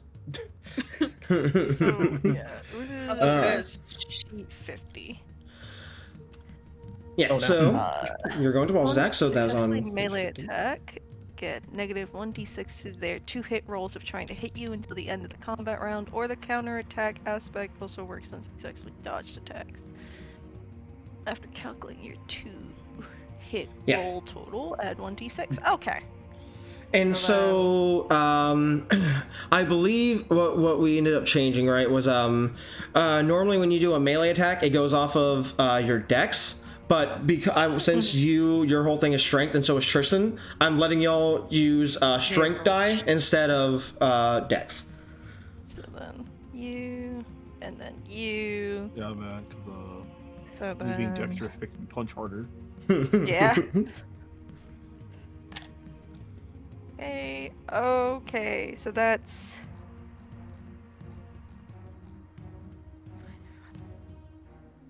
24, and then it says to add a 1d6 to my 2 hit roll total. That would be a 29. 29. Okay. And now I just have to remember the difference between reaction and stagger, because I always get the two confused. Let's see here. As a quick point, that sounded like a high roll, so I will say I'm pretty sure it just hits regardless. Yeah, well, no, if it's a critical success if it's twice their defense rating. Which I don't know what a critical success means. Critical success. Well, let's look that up. That's what we have this for. It will make the stagger happen. Is what will happen. So your that will apply the opponent stagger becomes effect. staggered unless they roll health plus poise with the difficulty equal to the damage dealt. Okay. And while staggered, they take double melee damage. Okay, and you are rolling against the creature's defense, I believe, right? That's specifically what you roll against. Which is, let's see here. Where is exactly what defense is? The defense score, no, that's how you add a bonus to your defense score. I don't want to... they're going to try and dodge, since they haven't acted yet, so they get to roll dexterity plus dodge. Okay. So that is going to be where's their dexterity? Okay, so I need these two. I need these two. Oh, also, I exploded on one of my dice. Okay. I remembered that as well. So that's for my strength bonus. Where's my strength? Oh, I just launched that fucking die. Okay, you rolled a 20 something, right? You doubled its dodge. Okay. And since that was successful, anytime it tries to take a hit against me, it takes a negative d6 from its attack. Okay. So, now you're going to go ahead and roll damage. God, what's the damage? While you're doing that, I'm finding you. Damage is typically, it's still going to count as melee unarmed, because all that this is doing is it's not giving you extra damage, it's giving you an extra effect. And since I'm allowing you to go off of, you're on your strength rating anyway. So that is going to be what's your strength? 6. That's going to be a 1d6 and a 1 for your base damage and your multiplication damage. Which so I believe 1d6 plus my. Yeah, so and I believe we talked about this also. So I believe what your melee damage is, or sorry, your multiplication damage is, your X damage, that is typically going to be your die times your melee modifier. But again, I'm not doing that. Remember, I'm going to use your balls attack for it. So it is going to be a 1d6 times 6. 6. Yeah. Okay, I gotta pull out my calculator. That is 24. Then. Okay, and now roll a d6 for your base damage. Then that is a 5. Okay, so what is that in total? 29. 29. 29. I got another 29. All right. That's my lucky number, I guess. As you run forward to this monstrosity, you are easily able to close the distance, and with one solid crack, I'm assuming you're kicking it between the legs as the name intends. With one solid punch, yeah. With one solid crack, you just throw your hands up, and it is taller than you, so you kind of just uppercut it straight in the lack of where its balls would be. But you do hear like a crack as the creature looks down at you, with like its face, you know, like just that kind of hole in its head, and like the long spindly mouth, and it just. You see Danny wince. I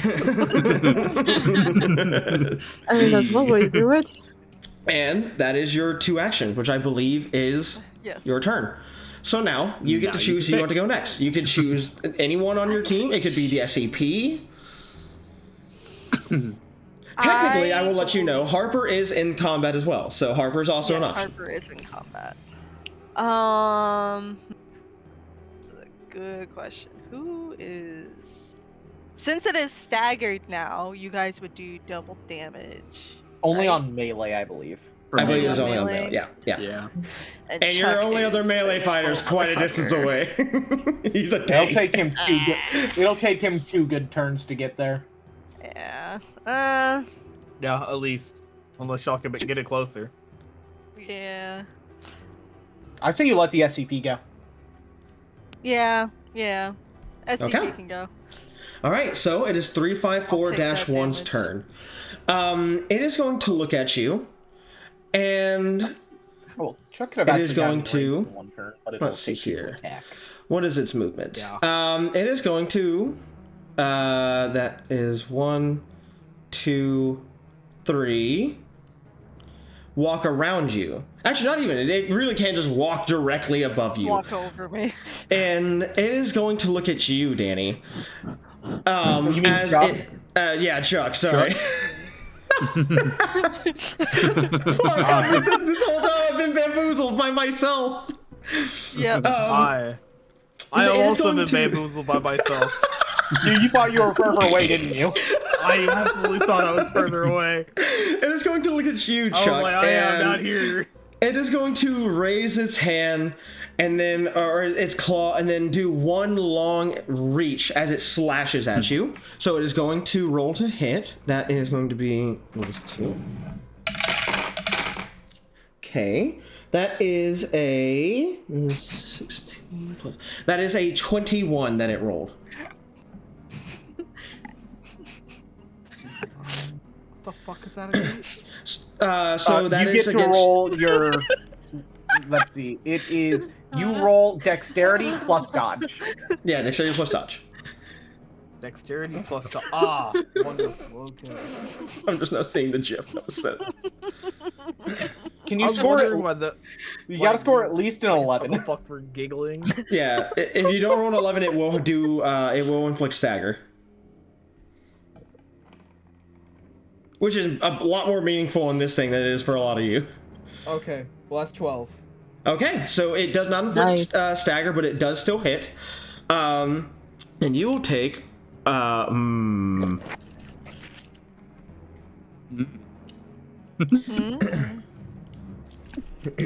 Okay, let's see here. You take 10 points of damage as it slashes its claw across your chest. And poor Danny's body. That was its movement. No, please don't kill me. That was its movement. That was its attack action. That is the end of its turn. And I will choose who goes next. Wait. Do I get Chuck's anomaly if he dies? In my body? Do I get to be double anomalous? Well, see, it's this tied is to the soul. issue, Lane. Well, we can't talk about that. Yeah, we can't talk about that. Yeah. But anyway, I mean, it was a joke. We can take the lore implications later. Yeah. Take 10 damage. And that will end its turn. And next up, I will be nice and let it be your turn, Chuck. Kick its ass. All right. Do you have to? How does recovering from staggered work? Okay. I would think just at the look at that, because I would just think at the end of your turn. It goes away? So this is just it's a strength Okay, yeah, check until plus they my take a 2 turn. hit, correct? Yeah, so roll a strength check plus your melee. Yeah. Or your whatever it is that you have that's special for you. I forget. I'm trying to pull up your sheet right now. Characters remain No, staggered until they take a turn. So Yep, that's- so it is my no 2 longer hit, staggered. my melee are the same thing. Yeah. So it's not Oh yeah, it's your damage that you do is different. That we decided on, right? Okay, yeah. So roll a strength plus your melee to see if you hit. I will go ahead and roll its and now since it is already had its turn, now it rolls its stagger, right? Brian? Because it had its turn now. So now it's rolling stagger when it comes to Well, no, so it just free gets out of stagger. Okay. Yeah. Okay. It doesn't have to roll anything. Okay. Well, in that case, it will roll its dodge then. Well, it doesn't get to roll dodge. Now it is just dexterity plus dodge. Okay. So skill. it's just its reaction score, which is seen at the Yeah, bottom its of the reaction is what it. That's why we wanted it to go first because Yeah. now its defense is lower for everyone else. Yeah. Now it's locked at a set score that it can never go higher than. Yes. Gotcha. Unless you expend exertion, then you can Yeah. take the dodge action. But I don't know This how much thing's not exertion doing that. you have to spend. Okay. Cool. Okay. I believe it's only 1 point of exertion per thing. That's typically how it is, from what I read. Yeah. Yeah. I am just going to be really wordy for the first combat. I wanted this. I specifically wanted to learn this. I'm a rules lawyer at heart. So that's going to be a 24. That is going to do double damage. Or not double damage, or it's already doing double damage. It would have given it stagger again, but it's already also doing double damage because of previous stagger. Oh. Okay. Well, no, this is new stagger because his old stagger went away when he took his turn. Oh, okay. Well, okay. So now it's just normal damage, but you're implying stagger. Yeah. I have to. Oh god, we get to see Chuck the Mangler. Dude, see why he got his name. You know, it's a shame that I think didn't get to I be think I'm supposed Chuck. to do. Let me pull it up on the rulebook, and I'll tell you exactly what we decided. Because I'll remember it when I see it. Because I would have been making so many wrestling jokes the second I do anything. Combat damage, it's a bonus equal. Okay, so what you're rolling here, Tristan, is I said for you we would bump it up from the normal. It should be 3. die. It should be 3. Oh, for your chapter survived? Or what are you talking about? Well, they 2 for my chapter survive, but it should be 3 d6s. Unarmed. I think my unarmed strike does 1 d6, and then I have my 2 chapters. Yeah. So your unarmed is your strength stat is a 6, which puts you in the 1d6 category. But for you specifically, 8. Oh, yeah, that's right. Goddamn, I forget. I'm still looking at the one that says 6. Son of a bitch. Yeah, it's an 8. Yeah. So you're rolling 2d8s. And then the actual thing was that you include your unarmed combat damage gets a bonus equal to your chapter. So it's adding on an additional 2 damage. So roll 2d8s. Oh, okay. Hey, I'll walk you through this one step at a time. So roll 2d8s. One sec.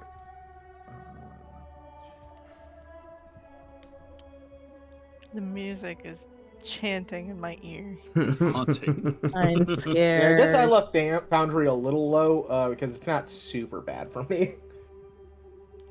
It's just exclusively in the right ear. Yeah. It's driving me nuts. Because I moved my head because I heard it just off in the distance. That'll be 15 damage. 15 damage. Okay. And just to make sure, so how you did it, right? You rolled 2d8s, and what did you multiply that by? And then added 2. Well, remember, you have your base damage and your X damage. Unarmed strike is base damage plus X damage. So you then roll 2d6s.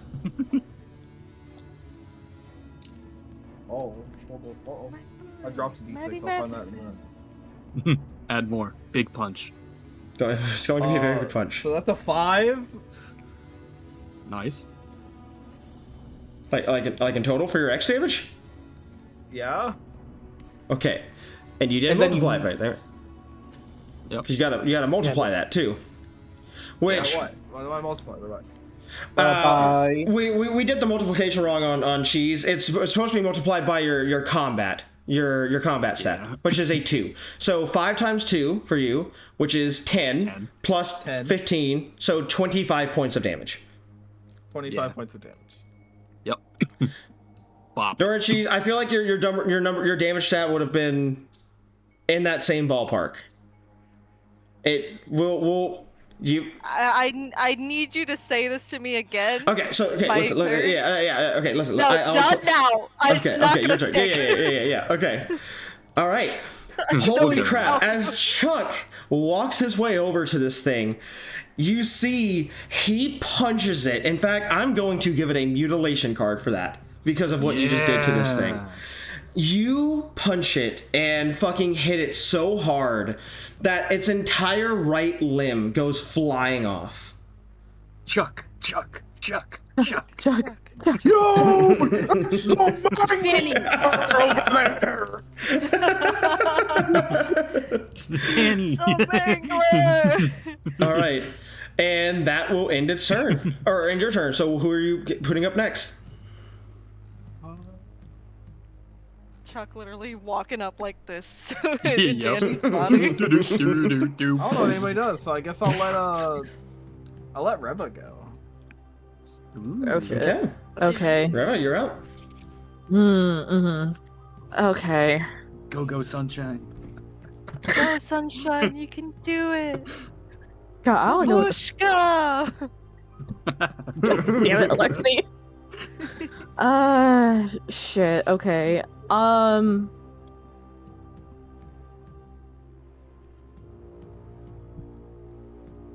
I guess because I really don't want to try to do another vision. I guess I could try to fire like a shot at it, like try to hit it in the head. I do recommend shooting it. That is probably your best move. Yeah. What's the range on your gun? Yeah, I have the Glogo 45. You have the Glogo 45. The range is, that's what I'm looking at right now. The range on it is 4. So you need to get within 4 squares of it, which you are not. You would need to get... I would have to move it. Yeah, you'd have to get where Harper is standing. Yeah, okay, you have to be there, so you can go there. Yeah, so There's Reva will move next to Harper, and then you take your action to shoot. They will load the gun, aim, and they are aiming specifically, trying to aim for the head. Okay, well, I will tell you specifically. So I'll tell you. Yeah, I will tell you right now. Aim is an action. Shots do make it more. Yeah, well, aim is an action, and then called shots are an action. So, so you can either, since you moved, you can either aim. You can either shoot without aiming or just shoot. Okay. The only difference is aim will add something to your roll. Yeah. But if you just want to shoot, you can just shoot. For the sake of trying to take this thing down, I'll just fucking shoot. Okay, so I believe to do that, it's that is a firearm plus check. firearm. Yeah, so perception plus firearm. Okay. What is and take you will -1 from this roll because it has a to hit of -1. So for now, just roll your perception. I'll walk you through it. Okay. Okay.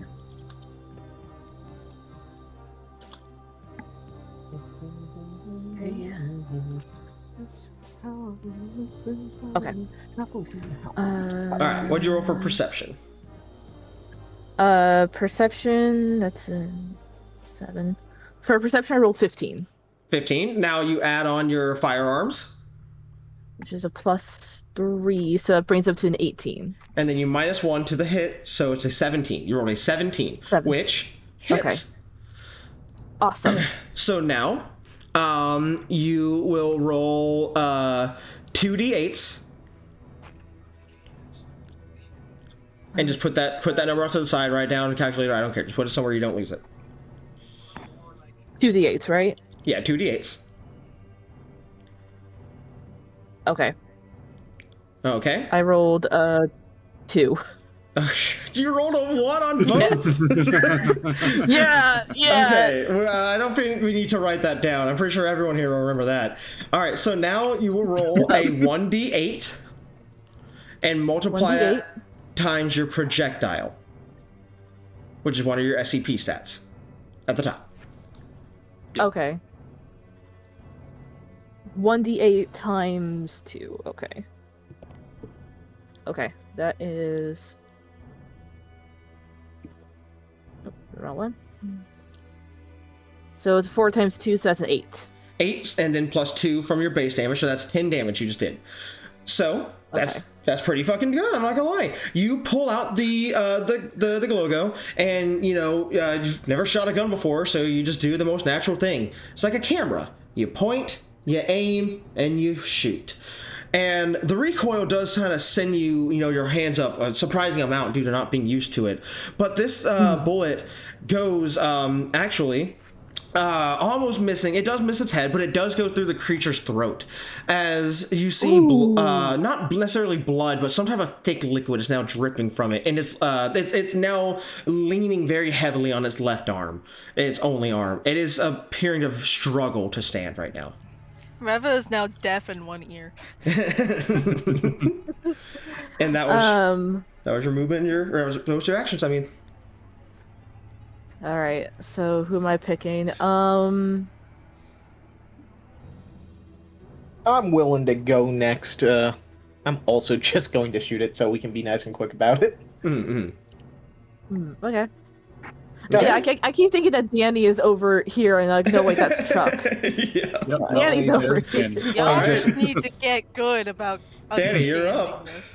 I just There, look at Danny. my old west. It's a 1/1/1 with a range of 4. So let's see what I can do. You need to move. You need to move. More. Yeah, just one more. One. Just one more. Yep. There you go. So he's Take gonna a do shot. that. Idiot. And Yeah. let me read my words. Fine. Your eyes all So fuzzy. page 62. Alright, fire. Perceptions plus firearms with a 2-hit modifier. So that means I go to me, which is perception, which is 46. And then I add my firearms, which is 3. You want the window open? Okay, and that is 1 explosion. Nice.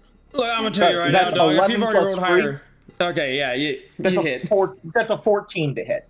Yeah, you hit. Which means I roll go back over to I pinned my damage in the Twitch chat, so I had somewhere extra to look at it. I'm also gonna tell you right now. Just let me know if you roll higher than a 5. Okay. Well, let's see. So I get a 1d8 and a 1d6.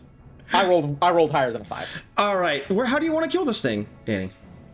Yeah, Danny, in the big body of Chuck, walks forward and he's like, having heard that the thing is near death, That's right. whips you heard it that. out like a fucking old West Ranger and like draw shots, shoots it wherever it can hit.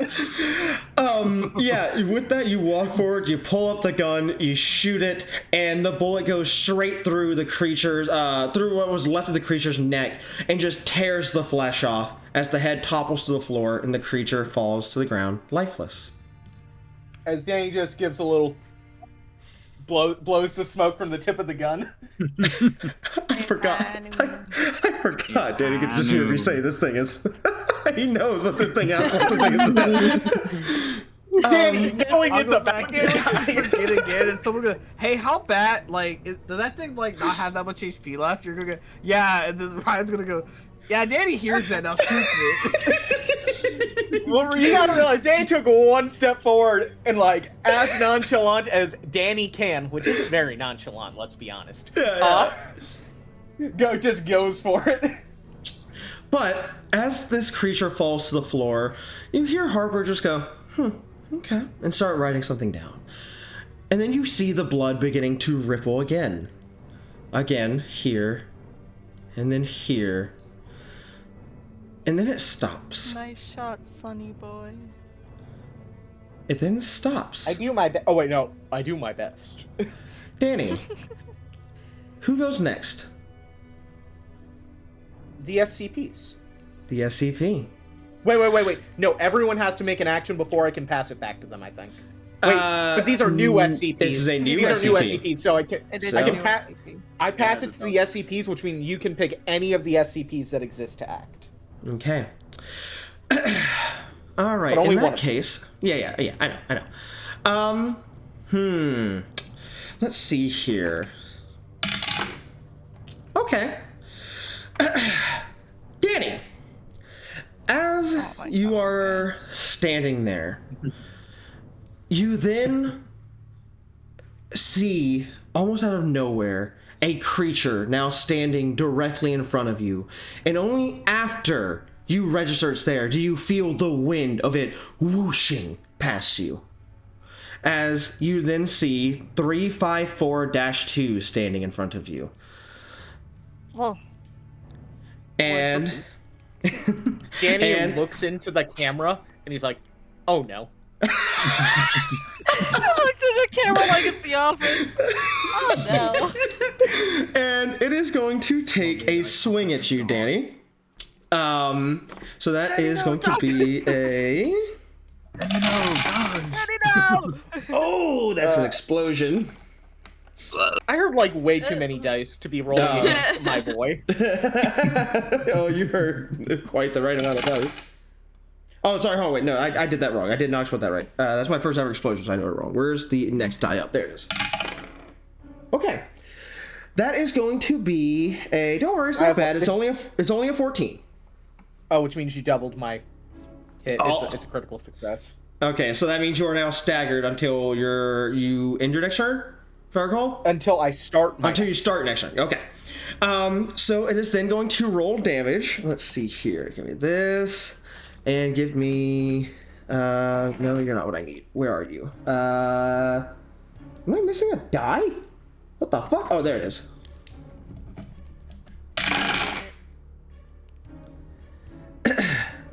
It was nice adventuring with you, friends. Don't say things like that. It's okay. Danny. Yep. You take... hold on one second. One second. I just want to make sure I'm not... I want to make sure... More health than Alexi. I want to make sure I'm not flubbing this for you. You take 21 points of damage as this creature is suddenly standing in front of you, and you just like how you saw the creature in front of you and then felt the wind rush past you, you then feel a massive pain in your gut. And then you hear the sound of the impact. As you look, it hasn't moved, but its hands are blood red. You can see it punched you so hard, it brought skin or blood straight up to your skin on your stomach. Danny, in his head, man, I'm glad this isn't my body. So true. And that will end its turn. Bray, you're up. Okay. Well. You could do it, Bray. After seeing that, she's gonna pull out her gun.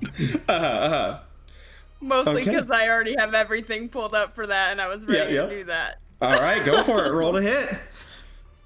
Thank you. Are you in range without moving? Because that means you can get 2 shots off on it. Mm-hmm. Oh yeah, you can get 2 shots off on it. Yeah, what's your weapon again? The ED5X2. The range is 4. Range is 4. Yeah, you can get 2 shots on this thing, and it's just against its dodge. It's not rolling a higher dodge than you, so. Nope. You can just see if you beat it, which I'm sure you will. Okay, so then. Blast it. Anyway, start blasting. Anyway, start blasting. Blasting. Hey, God, I have a question for you. Yeah, what's up? Why?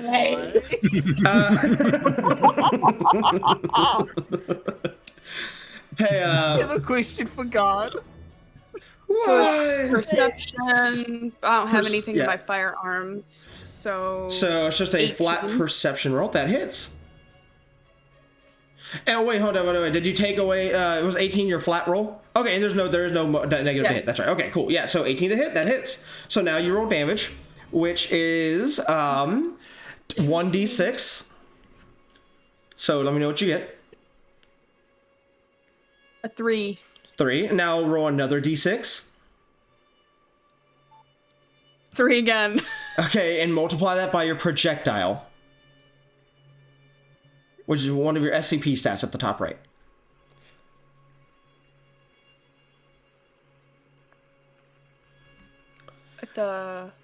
So beneath the SCP logo, the sheet, right below the logo. Oh, yeah, it says speed combat projectile. 6 okay, so you have a projectile of 2? 2.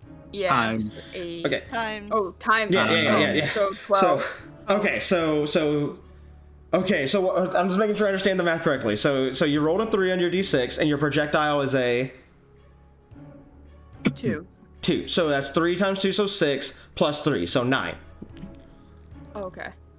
Because it's base damage plus your X damage. So you did 9 damage as you pull out. Is it not base damage times your X damage? I'm pretty confident it's base plus your X. It's base plus X because your X is already a multiplier. Let's see. Double check me on that. X damage multiplied by your projectile rating. Yeah. So it is multiplied. Yeah, that's what I'm saying. So she rolled a 3 times her projectile, so 2. So 3 times 2 is 6, and then you add that onto the base damage. Yes, okay, Yeah. I misunderstood the sequence of mathing you said. Yeah. I misheard PEMDAS. Okay.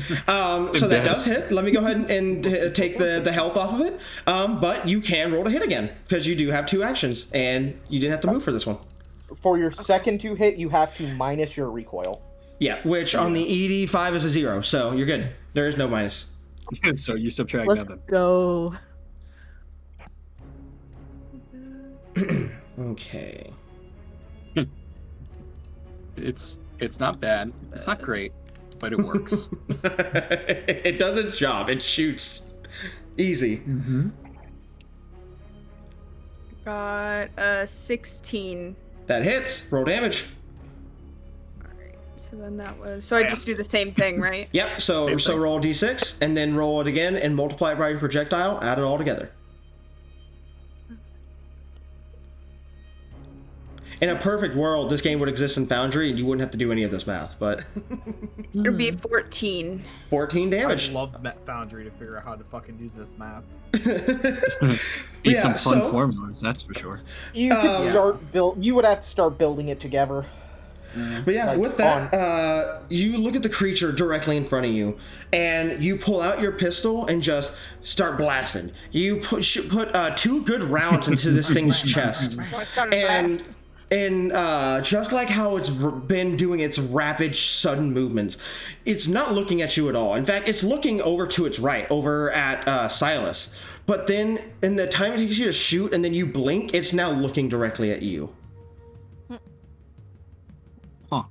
Oh. So now it's looking at me? Now it's looking at you right here. It was looking at your physical body before. Now it's looking at you. All right. Whose turn is it next? I think the only person who hasn't acted is Silas. It's Silas and Harper. And Harper. Yeah. I'll go Oh, Silas. and the second SCP. You can't pass it to them if you'd like. Technically, that's not in combat yet. Oh, I thought I saw a second riffle. My bad. No. What you saw was this thing's after image. That's what you so saw. Fast. Understand all. It made a mirage. So, Harper or Silas, what you thinking, Em? Silas. Silas? All right, you're up, Silas. Okay. I believe you're also in range to just start blasting. Yeah. If that's what you want to do. So anyway. That's what you want to do. I know you have other things. Technically. Up to my discretion. Technically.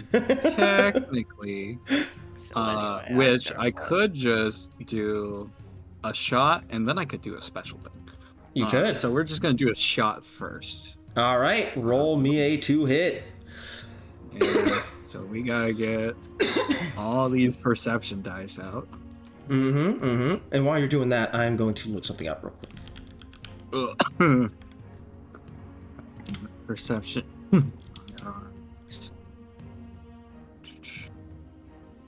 Is it looking up what internal bleeding looks like?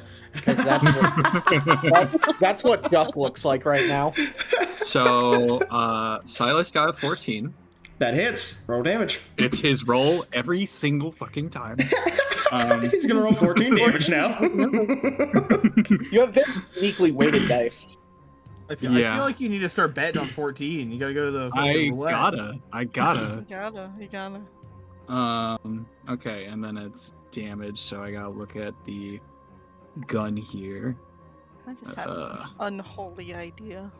Okay, so base damage is a d4, X damage is a d6, and then was it the X damage gets multiplied, right? Yeah, your X damage is multiplied by your projectile, then you add everything together. So Silas got 19 damage. 19 damage. Okay. Yeah, that is very considerable damage. Yeah. So just like all the others, you pull out your gun and you take a real solid shot off, and you actually see a chunk of its shoulder come off as you do so. Nice. Silas now puts it the can gun. only be Harper's turn. Yeah, Silas puts the gun aside and then is going to summon Rose to go after this guy. Okay. What do you want? I don't know how you want to do this. Yeah. I'm gonna pull up your sheet. Go ahead and kind of describe what you want her to do, what you're going to tell her, and I can go from there. Get in the dick for me. Silas is gonna give her a one-word command, and it's just tear. Okay. Make me a anomalistics check. Okay, anomalistics. Okay.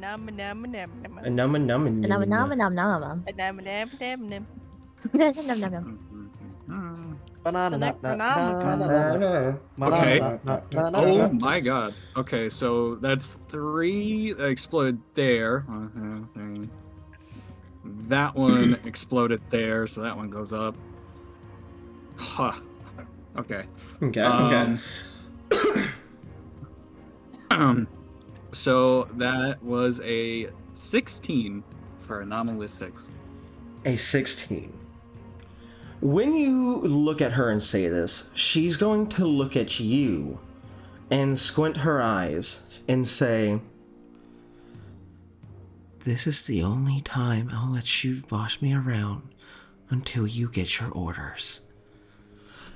And then all works with me. She will turn and look at the creature, and you watch as she launches herself through the air over Harper and onto the thing's chest, and you watch as she lashes onto it, and anyone who can see the front of this thing's chest would then see 8 claw marks almost, from 4 fingers on its left side and 4 fingers on its right side, just begin to rake down its chest. Neat. Let me roll for it, because I guarantee it's going to hit. That's why I went ahead and described it. But let's see. Oh, fuck! That was several dice on the ground. Alright, yeah, that hits. So she will do. Let's see here. That'll be this. Okay. And the hordes. The hordes. She does 15 damage to it as her nails just completely cut through the skin of this thing. And whenever she does so, you watch as the goop, not the equivalent of this thing's blood begins to pour out of it. And as it engulfs her, all of you actually see as the goop falls onto her, it covers, basically, think of the scene from The Invisible Man. Whenever he gets revealed, you see a humanoid shape clinging to this thing's chest. And does anyone comment on it, aloud? Danny directly in front of this. Danny, the creature, this Danny is like, huh? Bray's just gonna be like, "Oh, it's the bitch."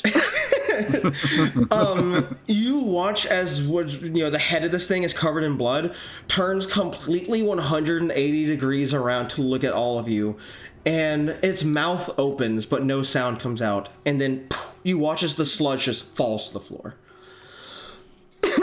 as Rose disappears. Well. All right. And that's that. Okay, well, up next is the only person left, which is Harper, who is just going to watch as that happens and goes, wow, interesting, and have a smile on their face as they write more notes down. Hey, God, can Harper pass it to me? Are you're saying that's like I control Harper? That's wild. You do. Don't play coy. I don't know what you're talking about. I'm rolling a d6 to choose who goes next. God damn it, it's you. Alright, you're up. Fate had other ideas for you. wanted Danny to go. The DM should have just made an executive decision and said no. Danny being directly in front of them is in fact just gonna be like, so I'm starting blasting. I started blasting. Alright, so fucking reread it just to make sure it's perception plus firearms. So I get 4d6 plus by that. Friggin'. Oh my god, I have so many fucking tabs. So d6s. Dude. What are you doing over there? Oh, 1 explosion. Alright, so that's 10 plus 3, 13 to hit. What are you doing? Why is there ripples? Uh-oh. Huh? Ripples. What? Listen, ripples aren't happening until after I hear if a 13 hits or not. They've been happening, actually. They're over there. I will tell you, Danny's aware. Anyone who's looking at the lake sees ripples now right here. Alexi before his eyes, just like. The same face from the other gift, but. Alright, Danny, where'd you roll to hit? I said 13 hit. 13, that hits. Roll damage. Flip it upside down. So that's gonna be a d8 and a d6. So. All we've been told about the third one coming out is no. 6 on the d6 is what gets doubled. So that's 16 damage for the first hit. Okay. Yeah. So yeah, you are able to, again, do a real solid blast at its chest as more of the flesh comes off. And then I'm gonna do it again. Alright, keeping in mind the recoil. Whip recoil. It just cancels out my hit, which I forgot to add last time anyway. Time out. So that is a 11. Barely hits. Woo! Alright, so d8 and d6. Okay, that barely is hits, a 16. A 16. Okay, same thing. You pull the trigger and blow off another large chunk of its chest as it is now looking at you, and you watch as before, I know what its face looks like in the photo, it didn't look like that at first. It just looked like a solid, completely put together white flesh. You watch as a seam then forms down the middle of the head as the lower jaw begins to open, and you watch as almost what appears to be like insect-like crab-like legs and appendages begin to form the lower jaw of its mouth. Hey guys, can someone kill this quickly, please? This thing is scaring me. Alright, who's next, Danny? I will say it's still not looking at you. It is still looking at Chuck is in range for to walk up one space and then punch it. So I think it is Chuck is time to do some chucking. The Mangler. The Mangler. All right, Tristan, you're up. What are you gonna do, buddy? Chuck, it's time to do some chucking. Hey, can I get the metal scraping noise, please? Yeah. Here. Give me just a second. You finally have one.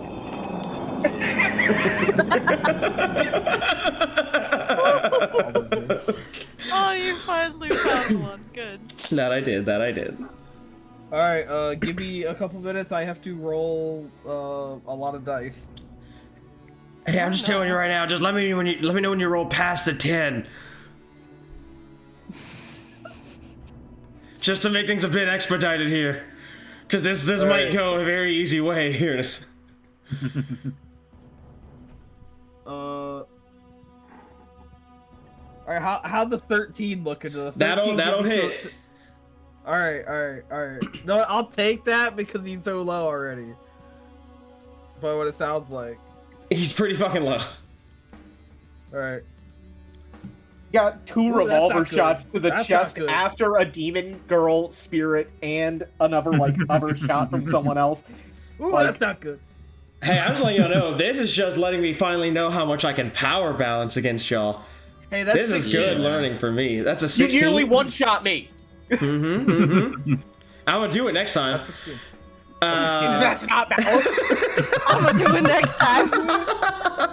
Hey, no, Danny. I felt like I got hit like a D&D hit. I'm like 10 damage. I'm like, all right, that's normal for like a normal RPG game. So yeah, I think this creature needs to be balanced. As you punch it, 2 things are going to happen here. I will let you do yours first. How do you want to do it? Depending on what you do, actually, there might not be a second thing. Is it still standing in front of, like, it's not looking at me, It's not looking at you. It's looking at Bray right here. Oh, wonderful. Can I punch the middle of its spine completely away? Yeah. So you all watch as, the smaller form of Danny standing behind this large buff creature rivaling Chuck. And then you watch as Danny's fist just shoves straight through this fucking thing's chest, and you watch his bone just explodes out of it. Hell yeah. Nice. Whoa.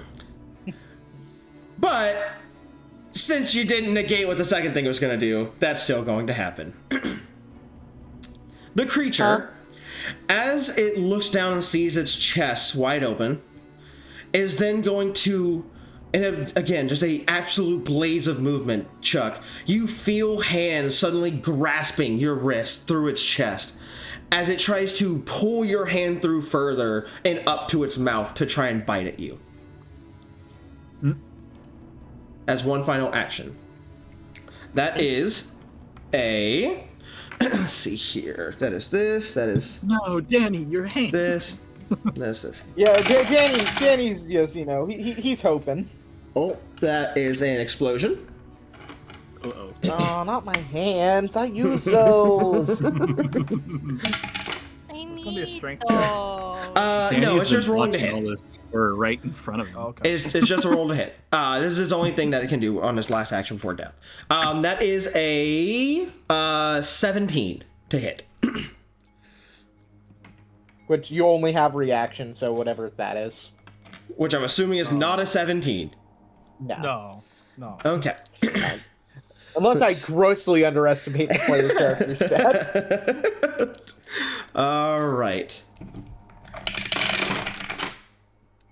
It's too many dice. Too many dice. Way too many dice. You just don't know what I'm rolling, though. It could be like just 4d6. I don't care. It's too many dice. Okay, you take 16 points of damage as it yanks your arm up with force, dragging your arm along the shattered bone in its chest, and it just shoves your hand straight into its mouth as you feel the insect-like appendages just start to pierce into the skin and grip into it before all of the legs in its mouth let go and the creature goes limp. The Mangler. The Mangler. The Mangler. Your hand's still in its chest. What do you do about that? You're just gonna pull it out? You're gonna throw it? What? Toss it. Slink it off my arm. Okay. So with that, 354-2 has been defeated. Then you begin to hear the rumbling from the lake. Oh no, the rumbling. I Not didn't the know this Wumbles. was Attack on Titan. Not the Wumbles. And you watch as the lake begins to part slightly at the beach. As you see several barbed like a spike like growths on a creature's back begin to walk from the lake. And it gets out more and more and more until SCP-354-3 is now standing right next to you, Alexi. As it now enters combat. Get twisted! Okay. Twisted. Chuck, your turn is over. I believe the only two people who have gone are you and Danny. Hey there, Alexi. You want to be your turn? You want to be your turn, Alexi? I don't know. I don't know if it would be better if we let the monster go, but the monster will just eviscerate me if I let it go first. You haven't taken any hits yet. You're probably fine. Hey, Danny. Would you like to know an excerpt from an excellent interview that I thought of when this creature was made? Yeah, sure. So it's from a funny little story. Perhaps you heard of it, called Duke Till Dawn. There's a quote. I'm just gonna read it here, straight from an interviewer. From the listed plans from Dr. Kondraki's termination procedure proposal. It's his steps were: wing it, make something up, cross that bridge when I come to it, and put my head between my knees and kiss my ass goodbye. I'm not gonna tell everyone else that. I think Yeah, it would it's make probably- their morale go down. It Yeah, might probably. put a downer on this situation. Oh, Kentucky, I love you so much. All right, Alexi, what you gonna do? It's just that we can do it, guys. You can get 2 hits on this thing. It's right here. I could, Wait. get 2 hits on Did it. we want to give it to the monster, or did You you could want get to the take monster. It is Well, I will Kristen's tell you, choice, here's 100%. and here's the thing, right? Letting it go first does suck because now it can hit without any retaliation, but it's also a good thing because then you're lowering its dodge chance to being attacked. You know what I mean? There's pros and cons, so it's up to Tristan on what he thinks here. Sounds You know like what? Sure, the SCP can go. Fuck it, why not? the SCP can go. Y'all convinced me by Alexi not accepting. You convinced me. It's not my fault. Alexi, The blame I should cast. mention, as this thing is walking, you are hearing with each footstep a soft thud, followed by the crunching of snow beneath its fists. Because it's walking quadrupedal, but its front 2 arms are not feet; they are fists. And as it's looking around at all of you, its jaw is barely open and twitching as you can hear 2 sounds. You can hear the clacking of its teeth clicking against itself. And in between the clacking, you can hear its breathing just...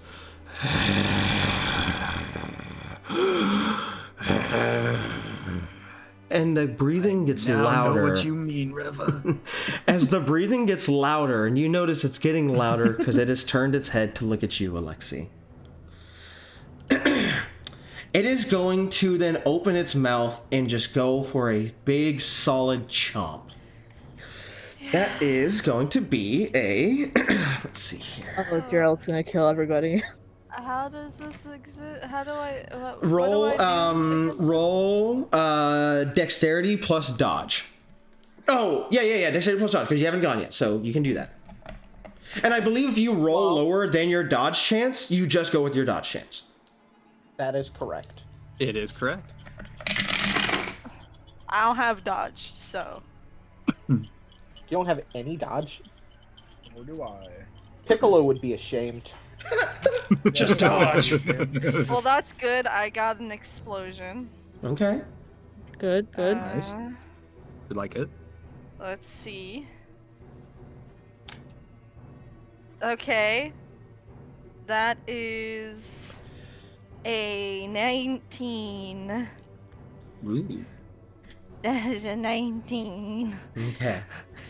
The creature lunges down at you, and you're able to just barely move out of the way as its face slams into the snow. And then you hear the sound of a whip as its tail comes flying from around its side.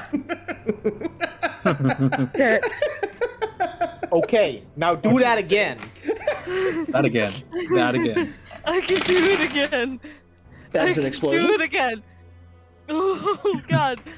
Okay, Believe. wait. Let me get my dice back out. I put them down Okay. without. So, Please. let's see here. Oh, nice! An explosion. 2 explosions. That's Let's another go. explosion. Yeah. So Let's that go. goes up to a. Yeah. That goes up to a 12. Okay. That explodes another 12. Okay. Let's go. Yeah. Yeah. That is a. Actually, that's a 22. Oh my god. Okay. You hear the sound of a My whip dice is a mess. as its tail comes whipping around the side of its back. And then you feel a sharp pain in your side. Oh shit. Bitch ass motherfucker. He What rolled did you a- fucking roll? This isn't a- fair! A 26. Shit. This isn't Well. fair. You hate me. I hate you. Alright, let's see here. You Let's have get to this. agree. Okay.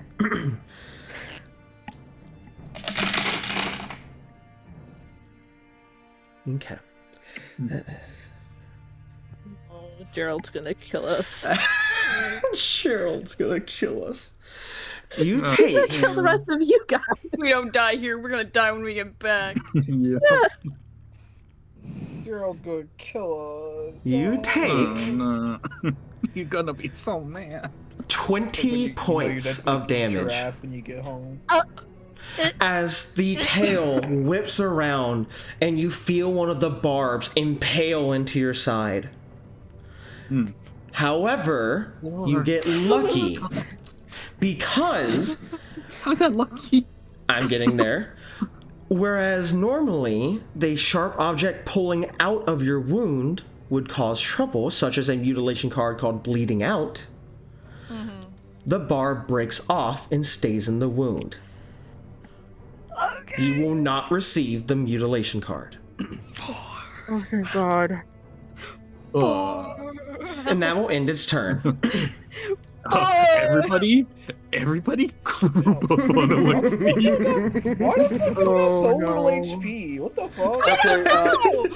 I Lena, you choose who goes points next. of damage. I know, I I'm still aware. have 10 HP left. It's because Cheese only has 3 health stat. Health ranking of 3 is why.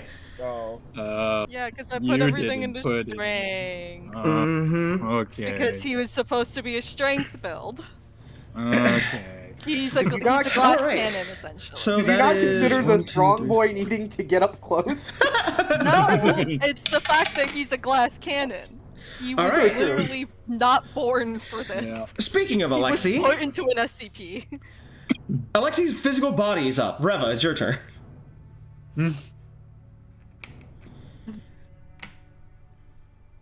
What are you gonna do, Reva? Huh? Because I know we talked about something. You gonna do it? Because you're looking like you're making a face that you're gonna do it. I'm gonna have to. You're gonna have to. I'm not gonna say what it is yet until I roll, but I know what I have to do. You know what you have to do.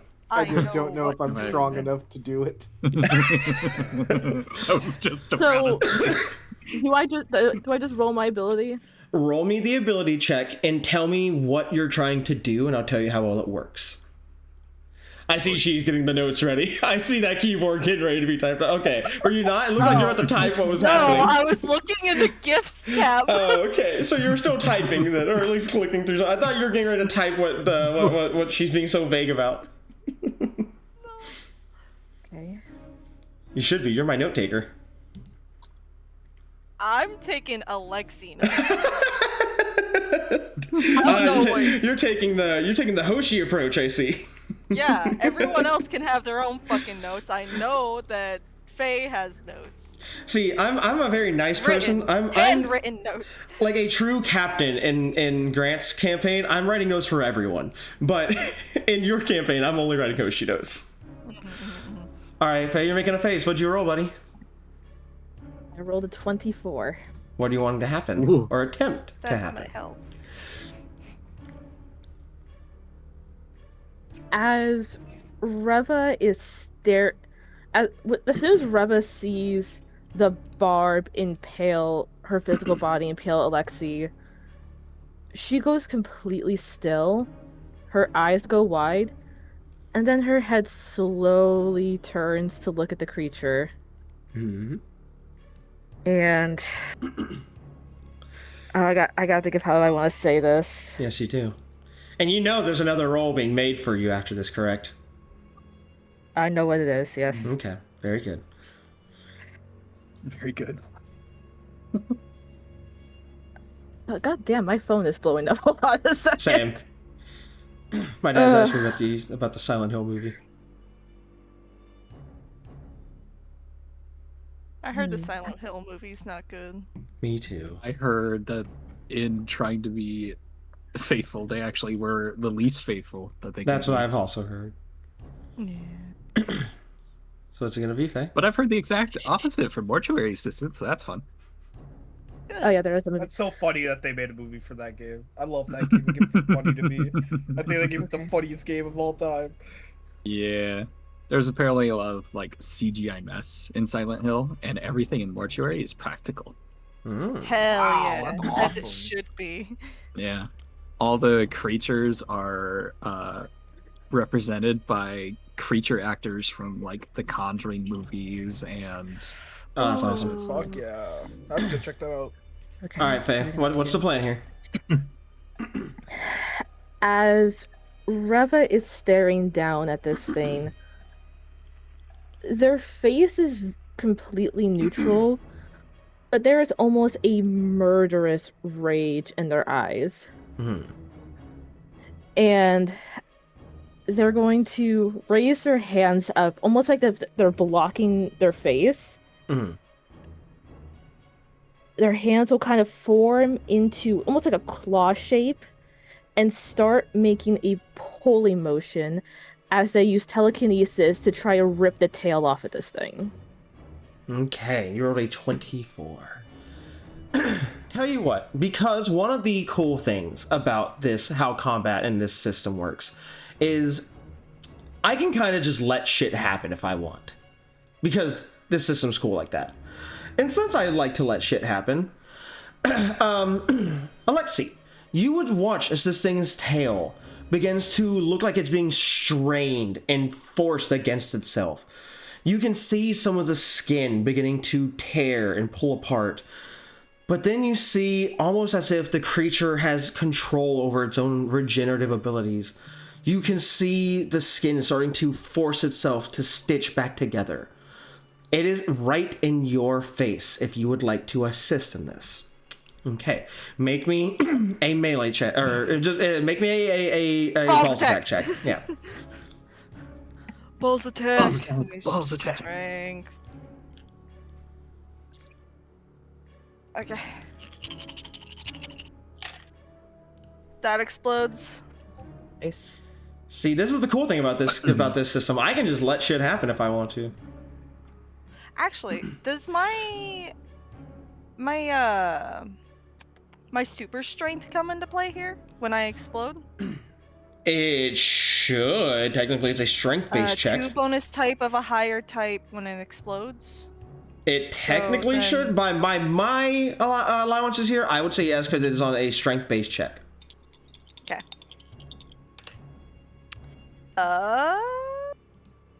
Okay. That is. What is it? What is it? Where's my sheet? There it is. Where is it? That is a 25. Okay. Reva, as you are using your telekinesis to try and rip this thing's barbed section of its tail off, pretty much, I would say, just to make it a bit easier for you, just the point of its tail where it will no longer have a whip-like effect off. You watch as you're starting to, but the muscles start to almost like think of like a symbiote from Spider-Man. They start overlapping and trying to stitch themselves back together. Before you watch as your body's hands snap up, grab onto it, and you feel the muscle, or like, you know, what feels like a muscle on your in your mind beginning to not have as much tension, as the combined strength of Alexi as well as your telekinetic strength rip the tail completely from the creature's hide. Let's fucking go. And I will give it a very moderate amount of damage for that. Okay. Anything else, Reva? Actually, you have another roll you need to make me. And that's technically your other action. I gotta make another. Because the ship is working together. The ship is working together. Alexi just saw an easy way to get damage in, and he fucking took it. He doesn't care who's doing it. He's just like, yes. Oh yeah. Bloodless. I don't think he'd even see it right now. He's just like big monster. Not even big monster. He's Ouch. just like, I just got fucking stabbed. I need to rip this thing's dick off. Close enough. That's a 27. 27. Okay. I will say you definitely feel a bit of droplets of blood from your nose because of what you are trying to accomplish here. No. 11 over there breaking the jam. The floodgate. You are doing quite a lot that I will not get into, but you are doing a lot, and it's taking a lot to maintain it. So that takes up both my actions now? That is both your actions. Okay. Who do you want to go next? So, who's taken turns so far? It's myself. Chuck, Danny, and you. Chuck, Danny, you, and the SCP. So Silas, Bray, and Alexi still need to go.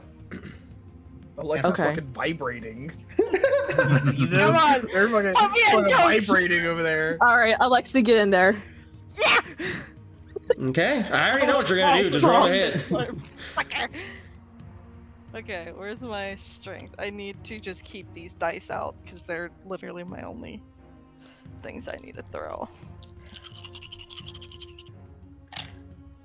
That explodes. Okay. So 2d12, 2d12s again.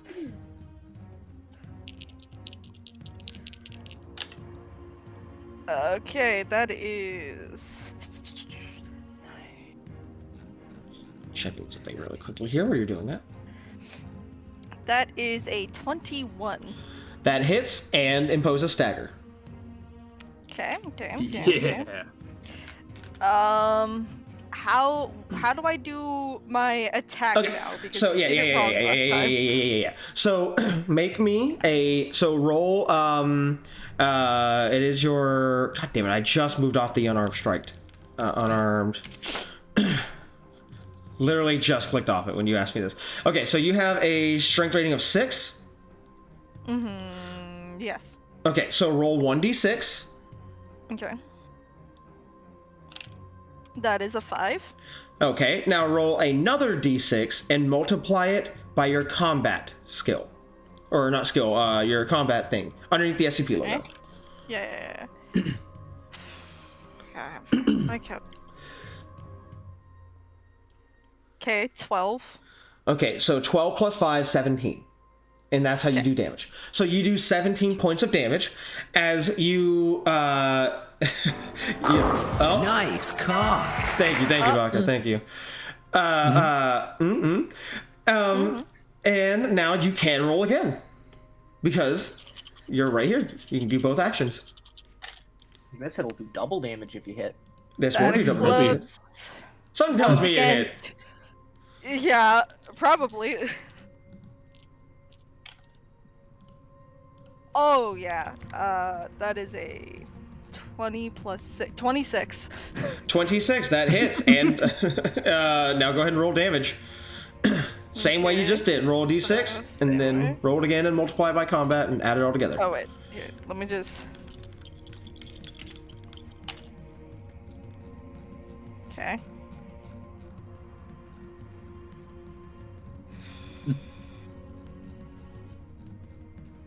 That is a Mr. DM. Does exploding on an attack roll give a higher or no? Is it just no? No. Wait, Okay. you can get hot. You can explode on your attack roll to hit. You But cannot not on the explode damage. on your damage roll. Okay, on the damage. Okay, that's what I was. That's what I was asking. Damage is Yeah. flat. So I'm assuming did you roll 6 on your 22. 22, and so So that was your. Is that 44? Yeah. Did you double it yet? Because you. Oh, did I? You, Oh, fuck. Because then that's What? 44. yeah. No. Yeah, it's 44 then. Okay. Yeah. So, all right. Well, in that case, you watch as So are you still going for like between the legs, or are you going for just anywhere where you can hit this fucking thing? I feel like Alexi, with the first punch, will go for the nards. Mm-hmm. But the moment it staggers, he's going to go for the head. Like, try and grab and pull. Okay. So with that, you give it a real solid kick on that first hit. And while it does stagger it, you watch as the creature doesn't really seem to show much, reaction to being hit there. So with that, you reach forward and you get one solid grab onto its open mouth and begin to pull. And all of you hear the sound of flesh tearing, muscles popping, bones disconnecting, before the creature's head is ripped clean off of its neck. Last cannon. Let's go. It then turns its shoulders to look at you as the tongue, still hanging from the hole in its neck, is now waving in the air looking at you. Yeah. Somebody rip that thing off. All right, who's next, Alexi? Bray or Silas? Who's next?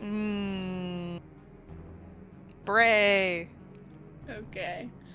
Shoot its ass!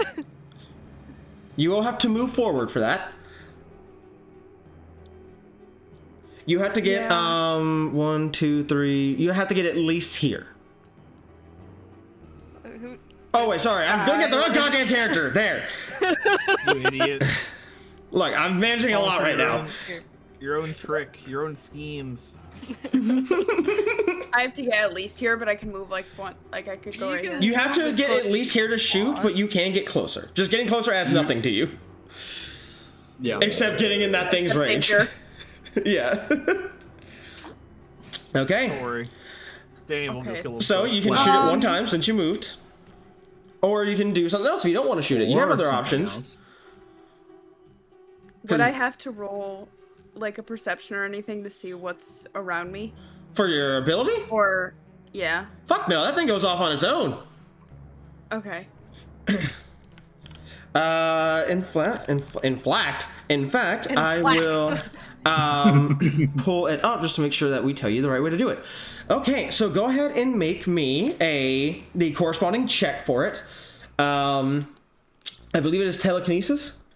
Yes? Yeah. Mm-hmm. Okay, make me a telekinesis check and tell me what you roll.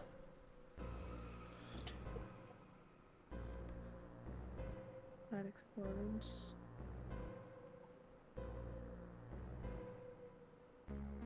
Okay, you are capable. Is contestable power. Characters are limited. For each function, when you may 23. 23. Okay, I'm trying to read how to use this thing properly. Let's see here. No, I don't give a fuck if we're using it properly. I'm the DM here. I say how it works. All right. Wait a second. in charge here. Okay, I will say with that. I should have yelled, whoops. With that, I will say you pull varying objects all around you. You watch as about 6 pieces of jagged, broken tree bark begins to float up, and 4 pieces of heavy, very blunt, jagged rocks begin to float up now as well. Okay, wait, I gotta get the dice for that. Yeah, it was what? So I'll tell you, because we'll talk about how I want this to function. Because the way it's functioning for you, like in the base thing, is weak as fuck, and I don't like that. I want it to be strong and cool. Okay. Strong and cool. So I'm the DM. So let me pull up your sheet here, just so I can make sure I'm telling you the right thing here. Go ahead and roll me as if you're shooting. Go ahead and roll me a dexterity check plus do dexterity, but add your telekinesis modifier. Okay. Okay.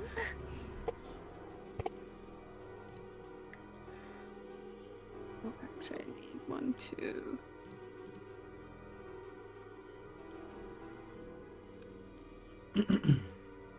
See what you get here.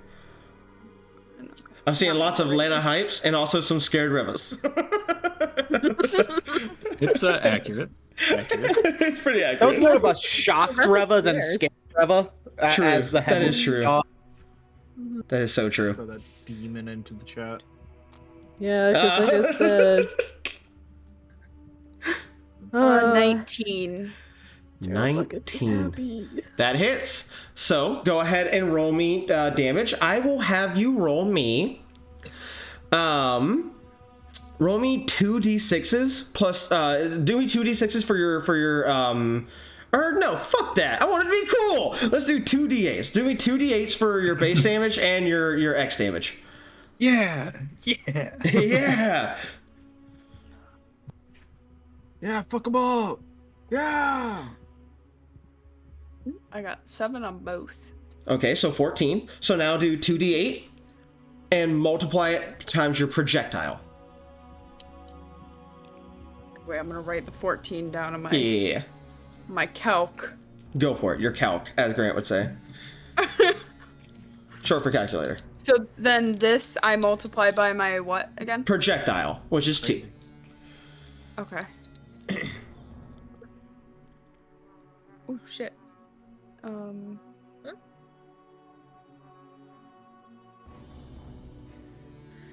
15 times 2 is 30. 30 plus 14, 44. You do 44 points of damage as another 44. Another 44. As the rocks and tree work begin to launch forward. While the rocks don't pierce this thing's skin, you just hear these heavy thudding whacks as it's hitting the side of this thing, bludgeoning it. And as you launch the jagged pieces of wood, they begin to stick into and impale the creature. And as it's doing so, it turns to look at, it still has its head turned looking at Alexei. And as it's doing so, one of these jagged pieces of wood shoots straight at its tongue and pierces it straight through, cutting off the teeth part. That's what I wanted to happen. I think let's go, Ray. That's the protocol. It is still standing. God damn it. Silas, you're the only one left besides Harper. I'll go Silas. Get the kill shot. I believe. Get the kill shot. Or more so, I hope. Silas is going to look at this creature that's been absolutely beaten to shit. And then is just gonna say, Rose, I need one more favor. You get the feeling she's listening. You don't see her, but you know she's there. He's gonna look up at the creature and he's just gonna say, I need that gone. Make me another anomalistics check. Anomalistics. Oh no, the chanting's Go ahead and roll me a 14. Chanting is back. It's so fitting for this part. Exclusively in my ear. It is so fitting for this part. Did you roll me a 14? Heck yeah, I did. That's just your lucky number. Okay. You hear, the breathing of her as she materializes behind you. And she hasn't walked in front of you yet. But she does place her hand onto your shoulder and says, if you want my help, then you need to make one more first step. And I can progress it for you right now. Whatever gets that thing gone. Good. When she says that, she places her hand gently onto the back of your neck, and you feel just a cold chill run up and down it. And that's all that happens, at least from what you can tell. You then watch as she calmly makes her way over to this creature. And all of you once more begin to see it's the open flap of skin where its neck is begin to deform and misshapen. You can see what appears to be like 4 separate limbs pushing this thing. You get the feeling something is climbing inside of it. And then the creature, it stops moving for a second before it staggers to the side, and then it punches its own chest with a heavy, as it tries to punch at something. And then it staggers more to the right and tries to do it again, before you watch as the back of it begin to bulge, and it rolls over onto its back, and almost at this point it looks like a scared dog on its back, just kicking its legs into the air helplessly. And then it goes completely still, before its rib cage then begins to slowly push out through its chest, piercing one rib at a time, until they begin to shatter against its tough flesh, turning it into jagged pieces of spiked bone, just piercing and scratching even more of its cavity as it does so, before finally you hear one more and blood just pools from the neck as the creature is now dead. He survived. They survived. Did we though? I'm built different. The chanting was on point. Reva's just looking with complete worry and concern at Alexi. Guys, I fucking... He's like, my body. Just fist up in the air. I'm fine, guys. Look at this shit. With that, Harper writes one more note in their notebook before closing it and placing the notebook and the pencil away and standing up, and you actually see a very small smile on their face as they say, wow, you performed a lot better than expected. I see why Gerald has his eyes on you. All right, well, a deal's a deal, I suppose. And they then make their way over to you, Alexi. Hey, wait, before... And wait. they grab the barb from in your stomach and yank it out. However, they then place their hand onto your chest, and you watch as the wounds begin to nullify, your skin beginning to heal itself back up. And by the time they're done, you look as if nothing had ever happened to you. Oh, thanks. Yay, Reva's body. They will then Yay, pull Gerald, their hand might away. not kill us. They pull their hand away and kind of like flick their hand to get some of the blood off, and they go, The rest of you don't get this treatment because the rest of you are, for the most part, okay. They're gonna say as they look over at you, Danny, and Chuck's body with the the problem on your stomach area. But then, look, besides, by the time I put everyone back where they need to go, you won't even feel it anymore. That's not going to be your problem. Danny looking at Danny, he's like, feels bad. Yeah, they just needed to do it. Oh, you're not very much. Gerald would kill us. Oh, you only took like 10 damage. That's I took 26 points of damage. Oh, he's even more injured than me.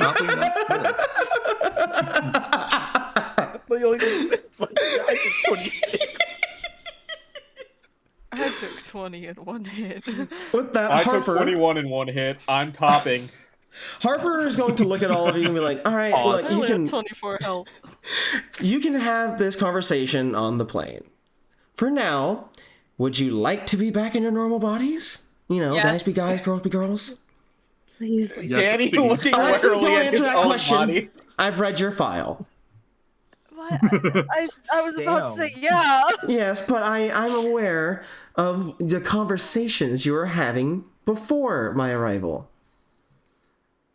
Boobs. Yes, I know, I understand. Believe me, I do. Boobs. I know. Lexi, please. I'm not saying I disagree. I'm just saying no. You get me. And with that, Fucking Christ. they Yeah, I will. want to be back in my body simply because you get me. We gotta be friends now. They will. Besties. Here, I'll just move myself down there. There you go. They will stand beneath, not beneath, between all six of you, and you watch as they take a deep breath before they close their eyes, and you watch as almost like a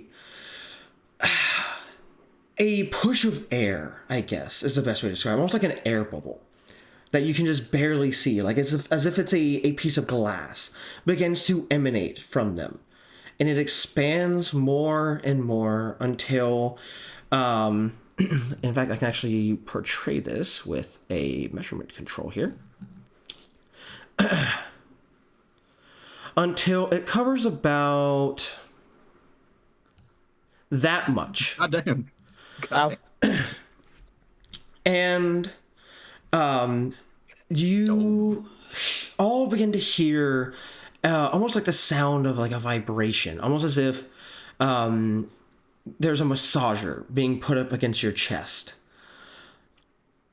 And they kind of close their eyes, and then they say, by the way, if you don't want this to be as jarring, I'd close your eyes if I were you.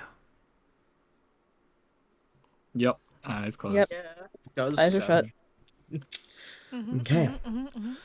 The vibration in your chest gets stronger and more prominent, and then you realize it's not just getting stronger, it's spreading from your chest to your arms, your legs, all the way up to your head, and it almost feels like this massage machine is being taken directly to your brain.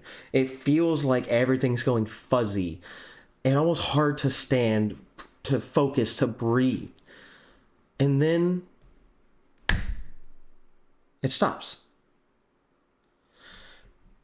And you would then just hear the sound of snow crunching as Harper's walking to the ship saying, all right, come on, I got a date to make. Ow. And when you open your eyes, you are back to normal. Thank God. We'll just drag you over here. And So I will just start looking at his hands. He said, "Oh, that's nice." Reva's looking down at her side where the barb was. It is completely... You're fine. You don't feel it. It is completely healed. Back Is to the being a clothing blank torn wall. at all? The clothing is absolutely fucking torn. Oh yeah, he's gonna know. Hmm. He's gonna know. It's fine. Here, Lexi's gonna like glance over and notice that he's gonna take off his lab coat and kind of drape it over her shoulders. Mm-hmm. I ship it. You know, to hide the evidence. So much ship fuel. Aw. Aw. How cute. You can complain and say that you are cold or something. I don't fucking know. I don't want that old man to try and kill me though. Okay. Thanks. All right. With that, you have all been given permission of your rightful characters once more. Yay! And I'm going into the lake of blood. no! Hey! No! He's gone. Rudy's dead.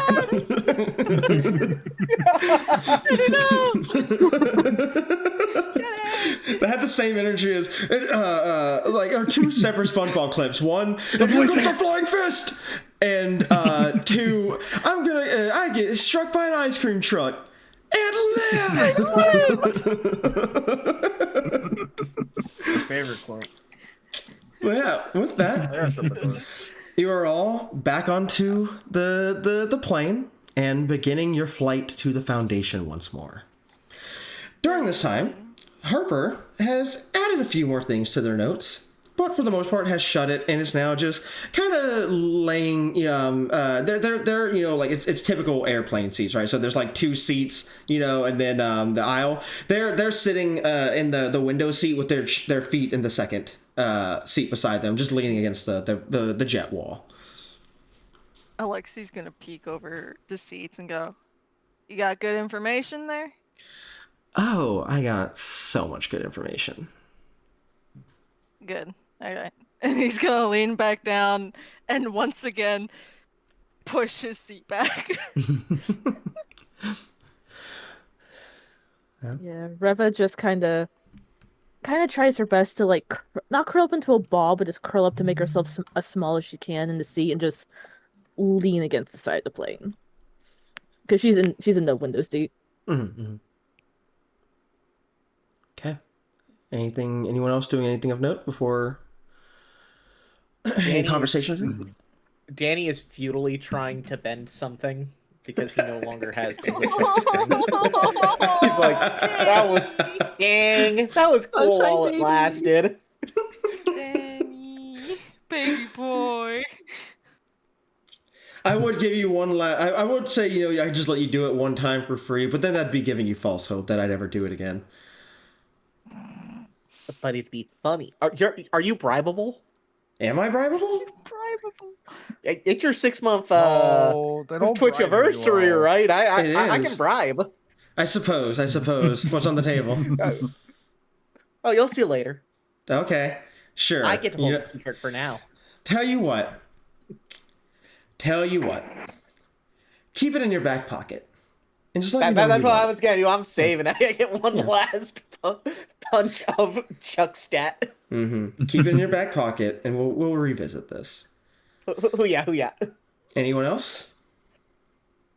Silas is just closing his eyes and just leaning back, and is thinking about what Rose said. But that's for another time. When you lean back, Silas, and you feel your head push against the seat cushions, you can feel the nice soft cushion against your head and down to your back, but you don't feel it on the back of your neck. Oh. Oh no. Well, that's not fun. Well, Do you do anything with that information?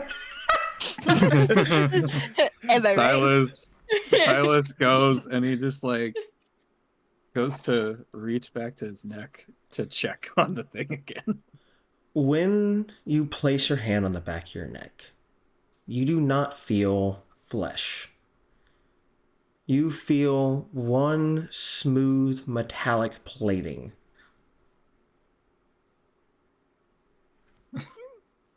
He just his eyes open for a minute and he's looking just at the floor for a second and he just goes, "Oh no." You see Danny turn his head over his seat and be like, you good, buddy? That sounded like a very distressed groan. I'll be fine, I think. He thinks he says. I just have to keep an eye on things. Okay, just say if you need anything. As he slumps Danny. back into his seat. Oh, Danny, I'm so glad you don't act on everything you hear. I really appreciate that. Okay. Where would the fun be in that?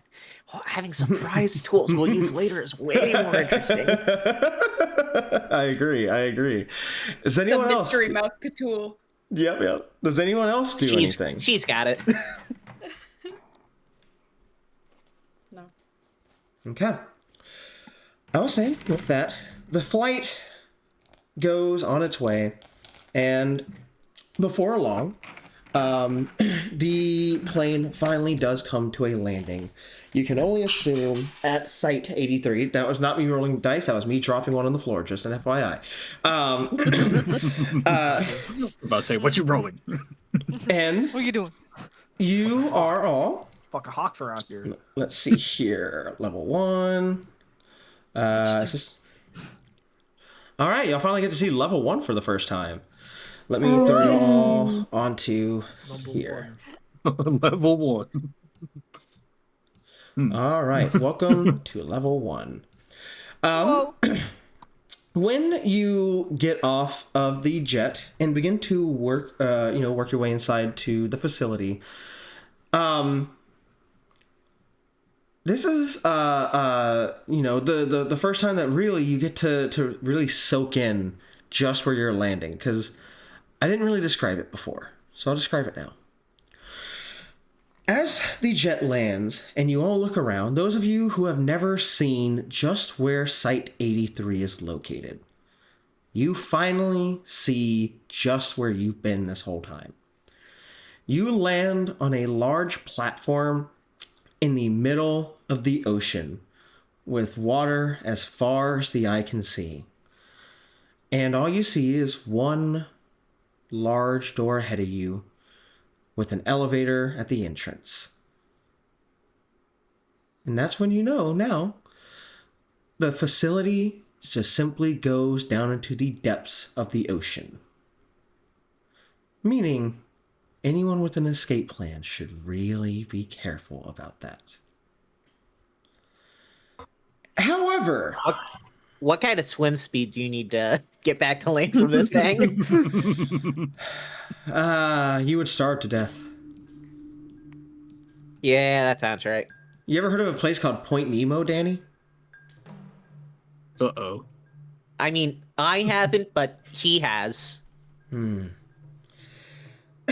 me tell you, if I recall correctly, when the moon is in its closest orbit to Earth, you are just about closer to the moon than any piece of populated land on the planet when you are in the dead center of Point Nemo. That is about accurate. Anyway, as the door opens and you all make your way into the elevator and begin making your way down, Harper turns to look at you all and says, "By the way, just between us, I was supposed to blindfold you before you came in here. You know, D-class aren't supposed to know where we are after all. But consider it as a little bonus for doing such a good job for me." And like I said, that stays between us, right? Because if it doesn't, and I find out that one of you said something, I would have to nullify your brain. And I would really hate to do that. It's fine. I have no emotion, so nothing will get from me. Yeah, I'm good. Okay. I just want to go. Yeah. It was All falling right. down, man. I just wanted to make sure we were on the same page.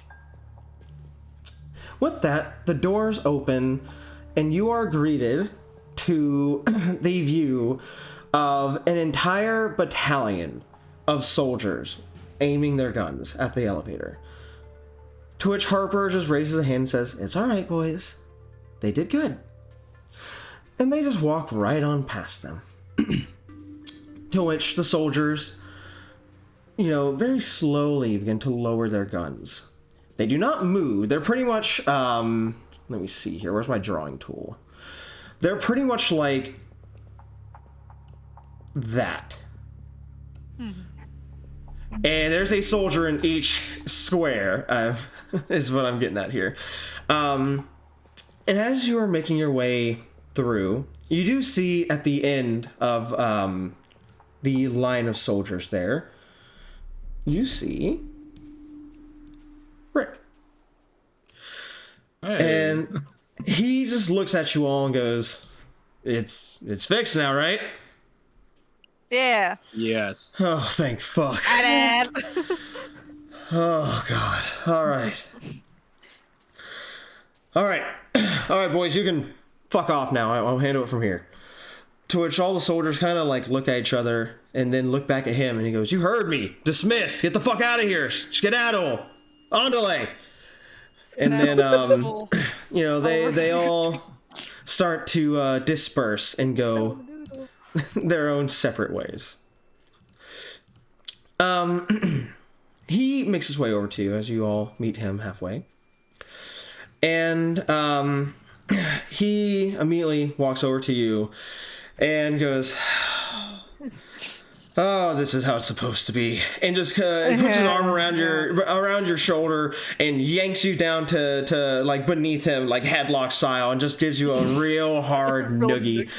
God damn it! My hair. I just got back. To which Harper kind of just looks at you all and says, all right, well, like I said, we had a deal and we upheld the deal. So as far as I'm aware, this is the last you're going to see of me for quite some time. It was very interesting getting to know you all. But I just don't think our paths are going to intersect a lot. Though, I do have one thing that needs to get done before I take my leave. Aki! And when they say that again, you see This motherfucker. the Veil Another Walker. ship. Another ship. You see him in an instant just appear behind them. And Harper looks at him and just says, well, go on. I told you what you have to do. There was a part of the deal that was left unsaid on my end. Now I want you to go ahead and do it. To which he very timidly steps around. And the speed I'm moving him is pretty much the speed he's actually walking. As he very slowly makes his way over here. And Britt steps to the side. As he steps forward very slowly. And he's still looking down. His arms are in his pockets. Well, actually, one of his hands are in his pockets. The other one's like fiddling with the drawstring of his hoodie. To which Harper says, did he get in trouble? yes, he did. As Harper says, go on. Bullshit. And you know what you're supposed to do. To which he then looks up at you, and you can see his face for the first time, Alexi. You see how old is Alexi again? Alexi's 21. You see a man about the same age as you. And he is so extremely pale. Of course, his name, Akimitsu, giving it away. He is a Japanese man. We're both pale as fuck. Let's go, buddy. And he just kind of clears his throat and goes, I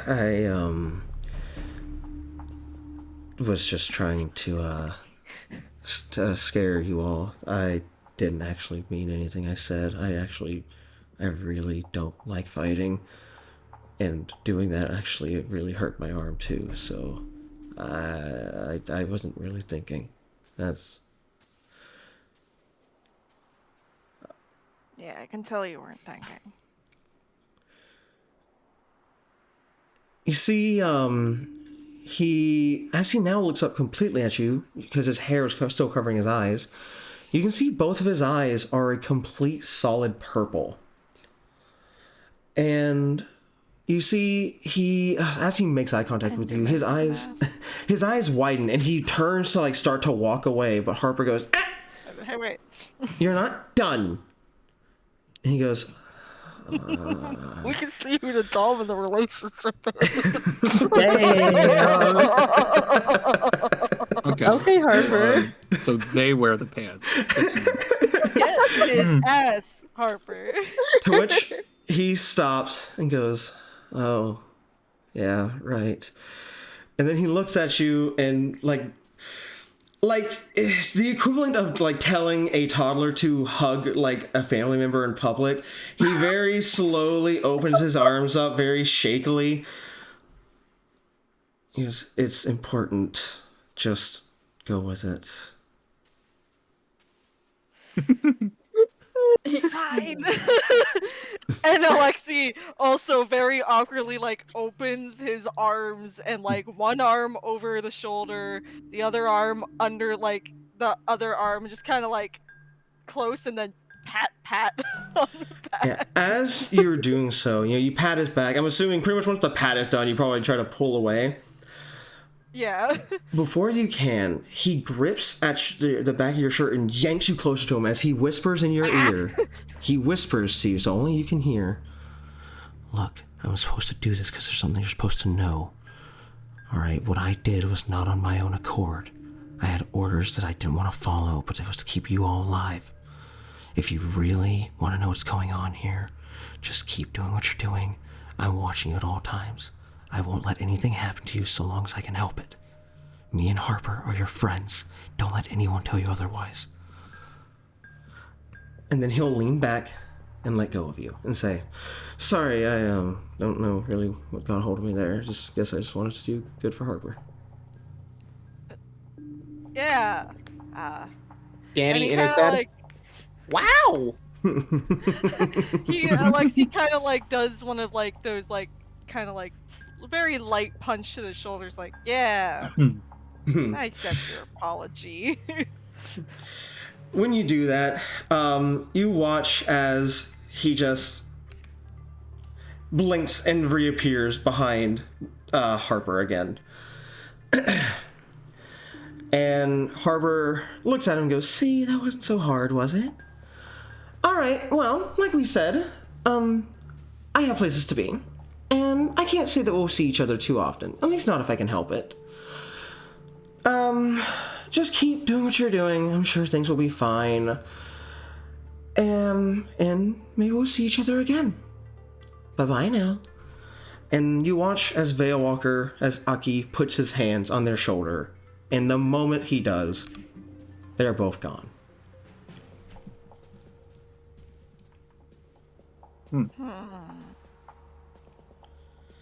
As that happens, Brick's phone almost immediately lights up with a phone call. To which, of course, he takes it, turns around. You see he's actually covering his mouth, trying to talk a little bit quieter. He goes, yeah, it's me. Can I just get like 5 minutes? My kid just got back. Yeah, no, I understand. All right, fine, all right.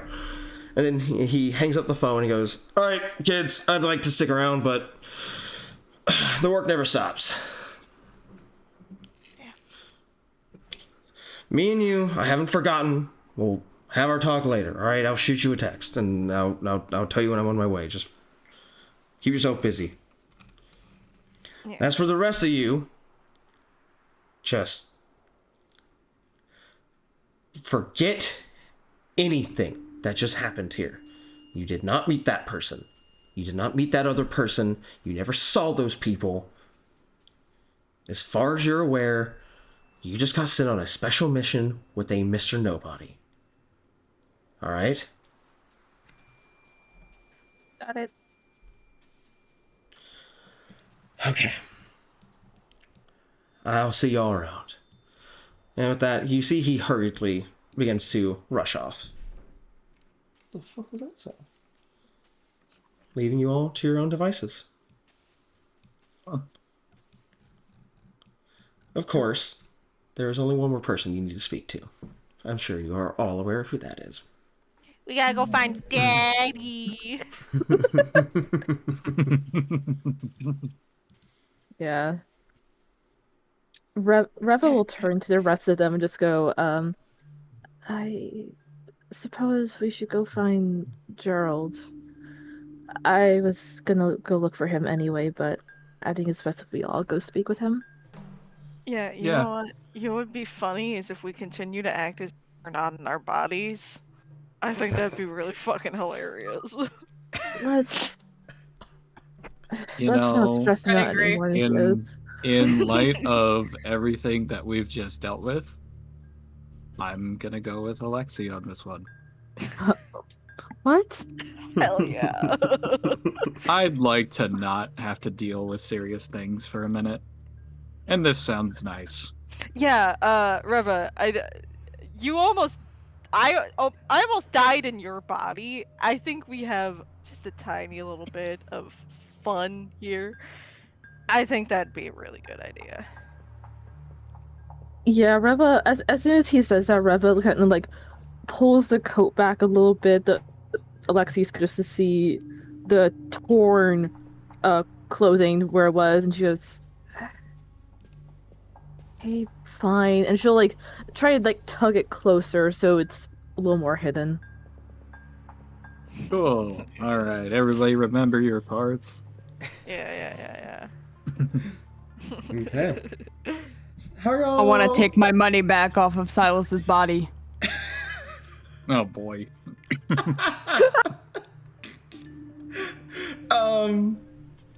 Think about this the entire time. If you're gonna do that, that's a check. So I need you to make me a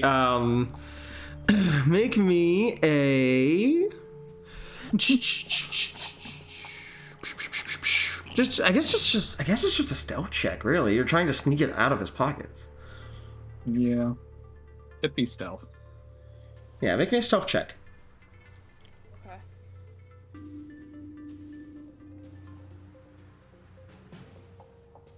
By the way, while she's doing that, what is your passive perception? Or your perception rating? 7. Okay. Sorry, I was just wondering on that. Yeah. That explodes. Because if you're okay with it, when it comes to certain skills, skill checks, because it works this way on skill checks for world interactions and NPCs. Oh, yeah. If you roll double the of a certain number, like corresponding number that's opposing it, that's kind of like an automatic success. Also, when you just have a certain Silas's lucky number, then you got it. I got a 25. Yeah, you got it. Got it. I would say, like, just to like even give some flavor, like, because like he would be able to see you, in this empty room, reaching into his pockets. Silas is just tired. Yeah, he's like, I don't even care at this point. Your telekinesis just lifts the money from his pockets and floats it over to you. At least I get paid. Thank you. I'm gonna need another one of those espressos. That's fair. So, you're wanting to get a good old yak on Mr. Gerald, huh? Yep. Okay. Well, how are you gonna find him? Are you gonna call him? Are you gonna text him? Are you gonna go where he normally is when you talk to him? Oh, my phone's fucking broken. Alexi's gonna pull out his phone, and he's gonna call Gerald's number again. Mm-hmm. It rings for a few minutes before. Actually, no, it didn't ring for a minute. The moment that you click dial, you hear hello. Hello, Gerald. It's Reva. We need to talk. He's silent for a minute before he goes, "Did Harper not uphold the end of the deal?" No, I think it'd be better if we spoke in person about this. You hear a slight, almost staticky-like sound, crackling, before it hangs up. Oh. Uh-oh. Could Reva hear that sound through Alexi's phone by chance? Everyone could hear that. It was very loud. Yeah, you all would see a Reva just completely go still as she slowly turns up to Alexi and goes, "You're a fucking idiot." No, this is gonna be fucking funny. It's actually not. Jesus Christ. It's gonna be hilarious. Oh, there he is. There he is. Oh, hi. Oh, hi. I was like, as he's walking, like, you see he's leaving behind golden, like, shoe prints in his steps. You know, they only stick around for a few seconds before they disperse and turn back to normal. And as he's standing there, you still hear this almost sound of static, but you can't make out where it's originating from. As he just looks at you and goes, "So what is the problem?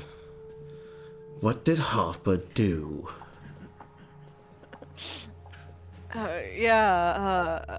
Harper, and he's gonna look back at the others.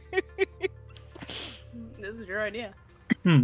Oh, you guys also have to play along. Silas like clears his throat, trying his best to still talk more how Bray does. He talks with a bit more inflection in his voice. He's just like, "We're not exactly all together."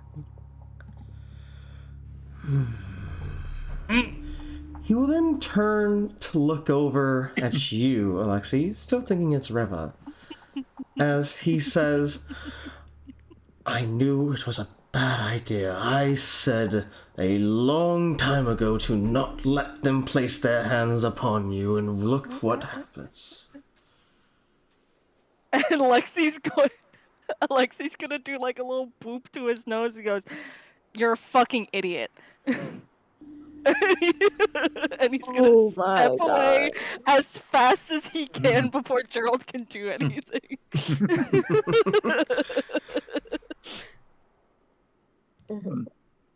One second, if you would. 1 second.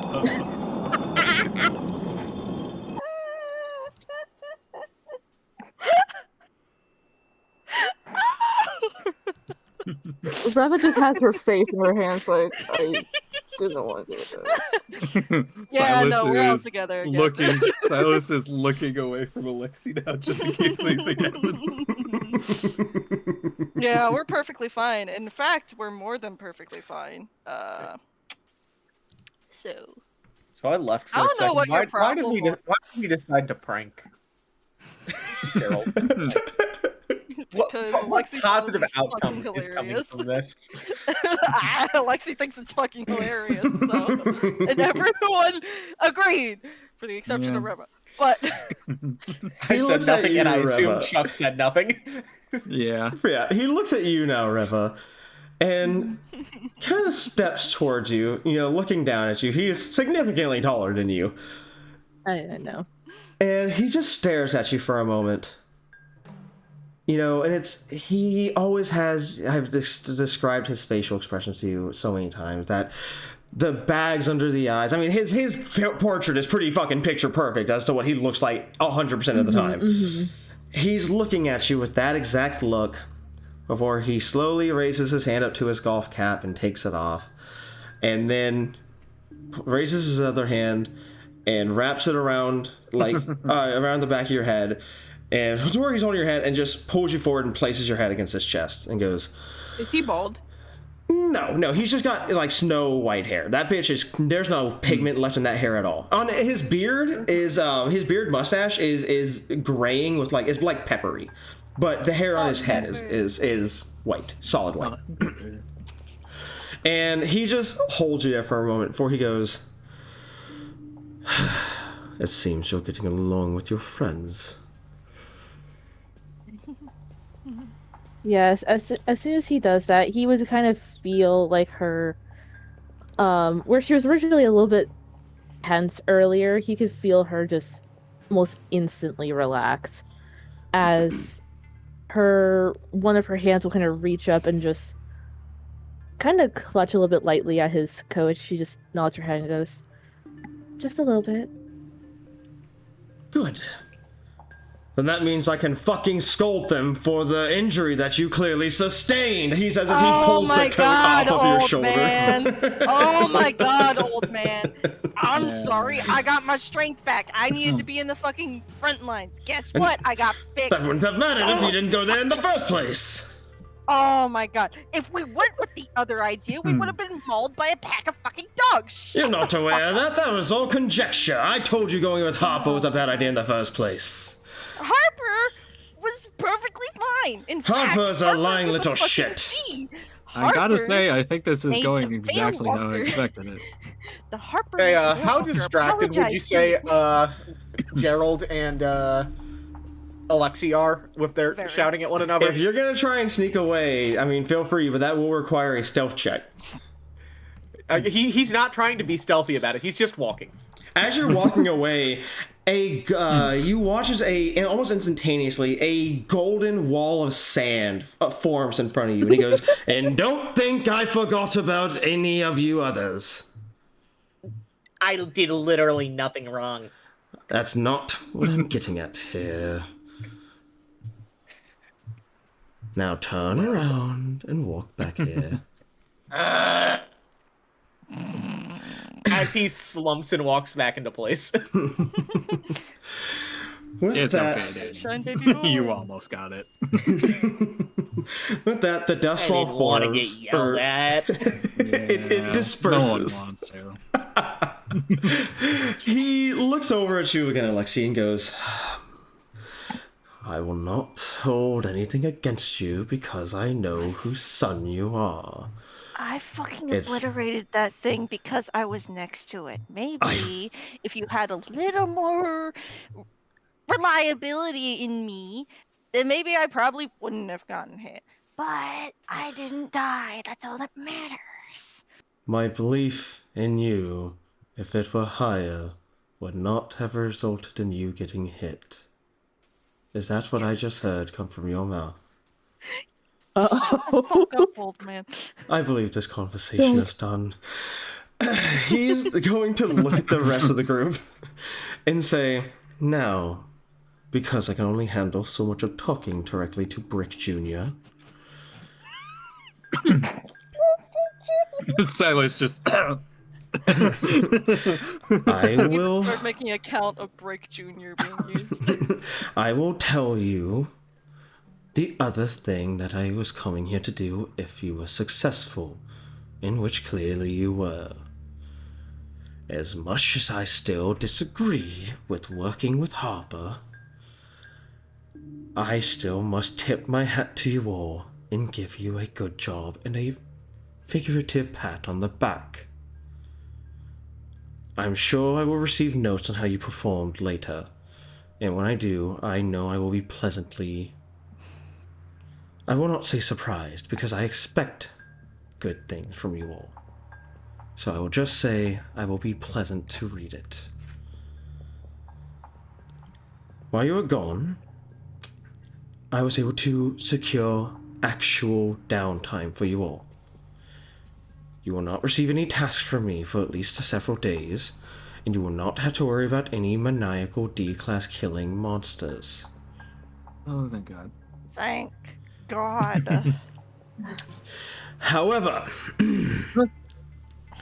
there is one of you that I wish to speak with personally. There's always a caveat. Yes, but not for you this time, Alexi. Thank God.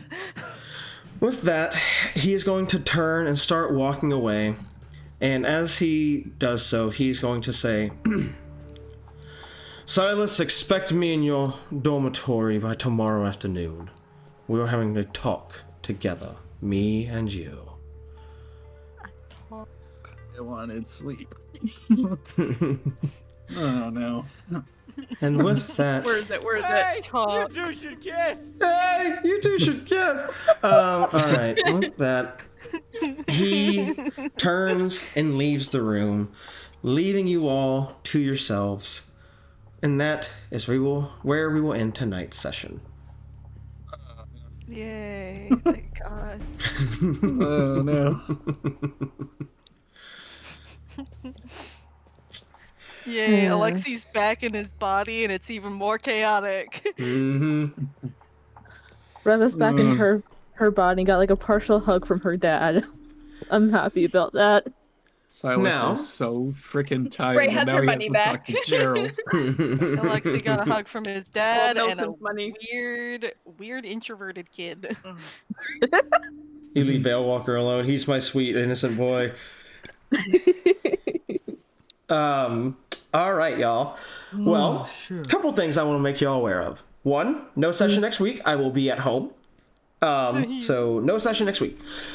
But I know it's still a ways out, but if we want to just stick to Mondays, which tends to typically be the best day for me, we can shoot for the 23rd for the next session.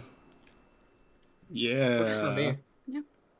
Once All again, right. I won't know about my schedule for that Until week closer. until Wednesday Yeah. or Thursday. But, you know, perspective. Let's What? go. Don't say anything. Don't say anything. Oh. Damn it, I didn't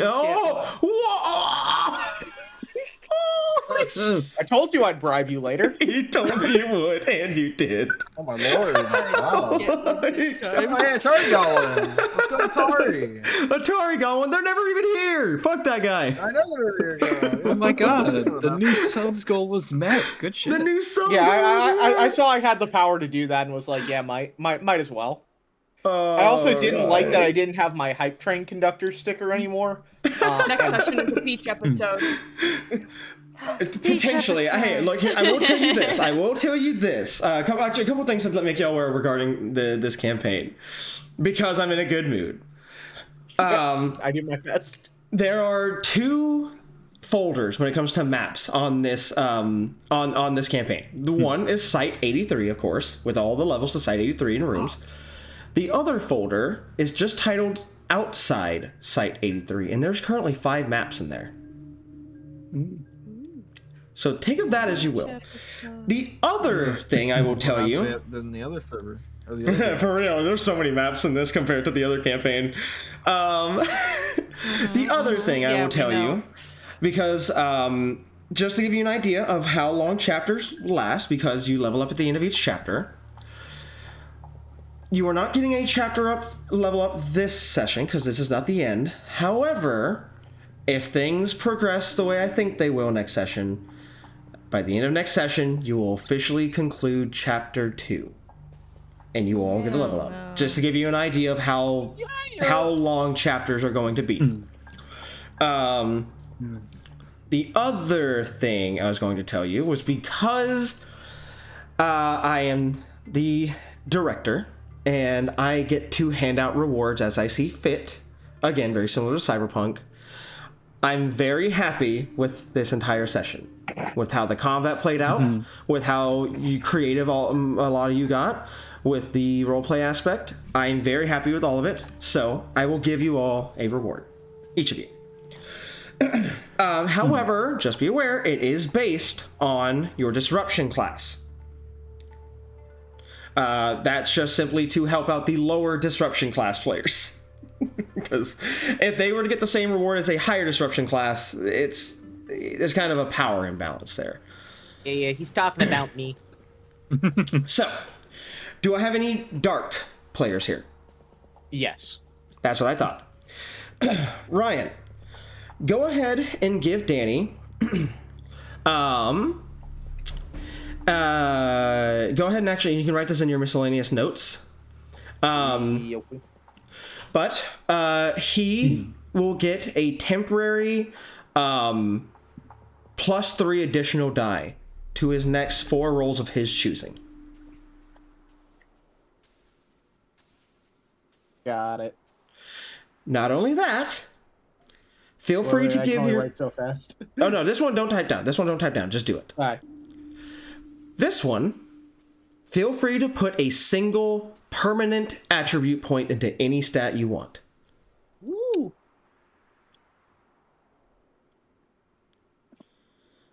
Definitely gonna be Dex, probably. Okay, do I have any Vlams? Also, by the way, mind you, if you don't want to say your shit out loud, message me it. That's me.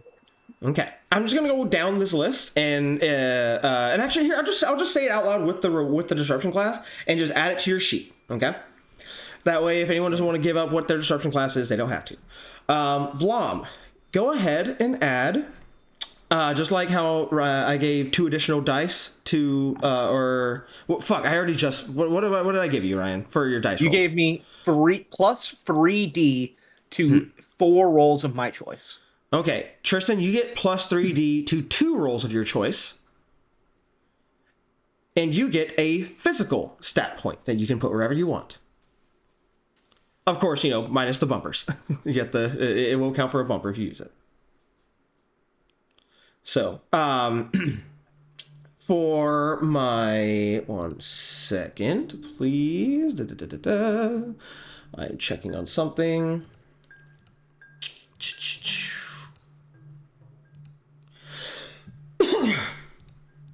Sorry. For my connects, you will get a single D of 3D to a single roll of your choosing. And you will also get a single physical point.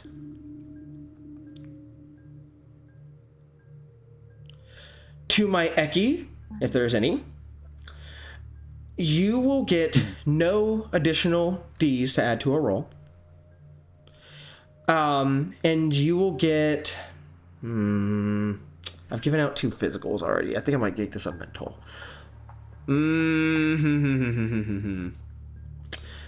Take a mental stat point.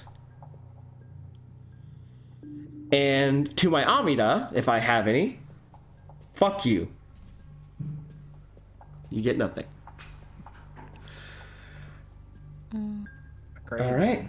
That's crazy. It doesn't count on the bumper? No. If you are trying to fill in a stat with a bumper, that will use the mental point. Okay. Because at the end of the day, when you hit a chapter level up, now that bumper's not in your way if you want to put a point there. You know what I mean?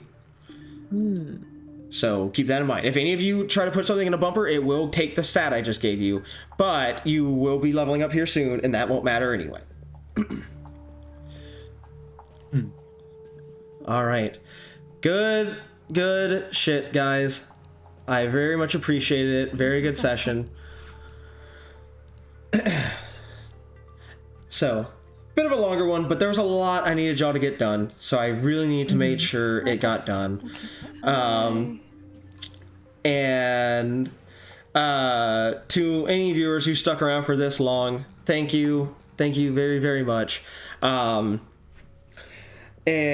to anyone who wishes to hear me babble about what I said I was going to talk about earlier in the session after the session was over, I will do so now. Anyone else who doesn't want to hang around, all good. I understand. And y'all have a good night. And I will talk to y'all whenever I talk to y'all again. Okay, so but I will start my little ramble. It really does mean a lot to me whenever, first off, it means just the world to me when anyone sticks around for any of my videos. And I don't mean my gaming videos. I don't mean my... Bye, Tristan. I don't mean my gaming videos. I don't mean my reaction videos I do on the channel, which I haven't done in a long time. I've pretty much given that up. People have been asking for that, but I'm not going to do those. I don't want to anymore. It means the world to me when people sit and listen to my D&D stories. Whether it be Heaven's Descent or SCP, I don't care. I have always longed to be a creative. And tell stories and write and just tell really, really cool stories that I just want cool stuff to happen. And I want there to be, my dream is to write a book and a fictional adventure book. That is one of my dreams, is to write a book and get it published and get it on a shelf somewhere. And, when people are sitting around listening to me tell my stories, it means the world, because it's in a way it's like someone picked my book off the shelf and is listening to it. You can open up at D&D on Twitch or YouTube or Spotify and find a million D&D stories out there to listen to. But the fact that someone chose mine to open it and sit there and listen, it's one of just the greatest feelings in the world. And God, I'm starting to tear up a little bit. So when people do that, it really means the world to me. Especially when, like I said, support it doesn't just mean like donations or bits or gift subs. Support is also just being there. And I appreciate that so much. And when it comes to anything extra, to people who want to do extra, who want to go above and beyond and gift subs or bits or anything like that, it genuinely, it makes me feel like I'm doing something right. And it's genuinely helping me. It helps my bills. It helps my payments I have. It helps me support my channel better. I genuinely cannot express how much it means to me. So... And it means a lot to me, for all of you people, to all of my lovely players and friends, to be here and let me tell this story. I physically could not do it without you all. So. Fuck. Hey. Just generate voices inside your head and then make them speak. So true. But I want to see the Lena do 5-player D&D, but just Lena. I could. At that point, I am just writing a book. All right. There's a roll here. What do you do, Lena? Well, Lena. Let's see. What could my five names be? Because look, I got Lena, I got Lane, and then I'll just go. I got Cam, I got Cameron. That's 4. I just need one more. Sevi! Sevi! Bring it back! There's the 5 players. The solo campaign coming soon to a theater near you. Why does my Google never show my fucking... Yeah, like I said, that just... notes. I'm going to have to go back and clip that because I want to upload that on YouTube just to really explain why that just means so much to me. All right. Stop crying! I'm trying. We'll see if I start to cry more once I see my psychiatrist and therapist for the first time. Could be good tears, could be bad tears. We'll see. All right, but probably will. Probably. All right. Well, that will do it for us tonight. So again, once more to Cup. Once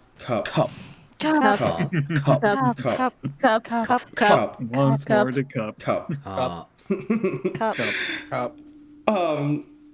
But once more to everyone who stuck around to play. I know it was a long session, but there's a lot I want y'all to get done. I appreciate y'all toughing it out. And to all my people who stuck around chat, thank you so much. It really does mean so much to me. Yeah, it's a very long session. I have work at 10 in the morning tomorrow. I have work at 6 in the morning. And it's my long day tomorrow. I'm not a morning person. Did you think I am?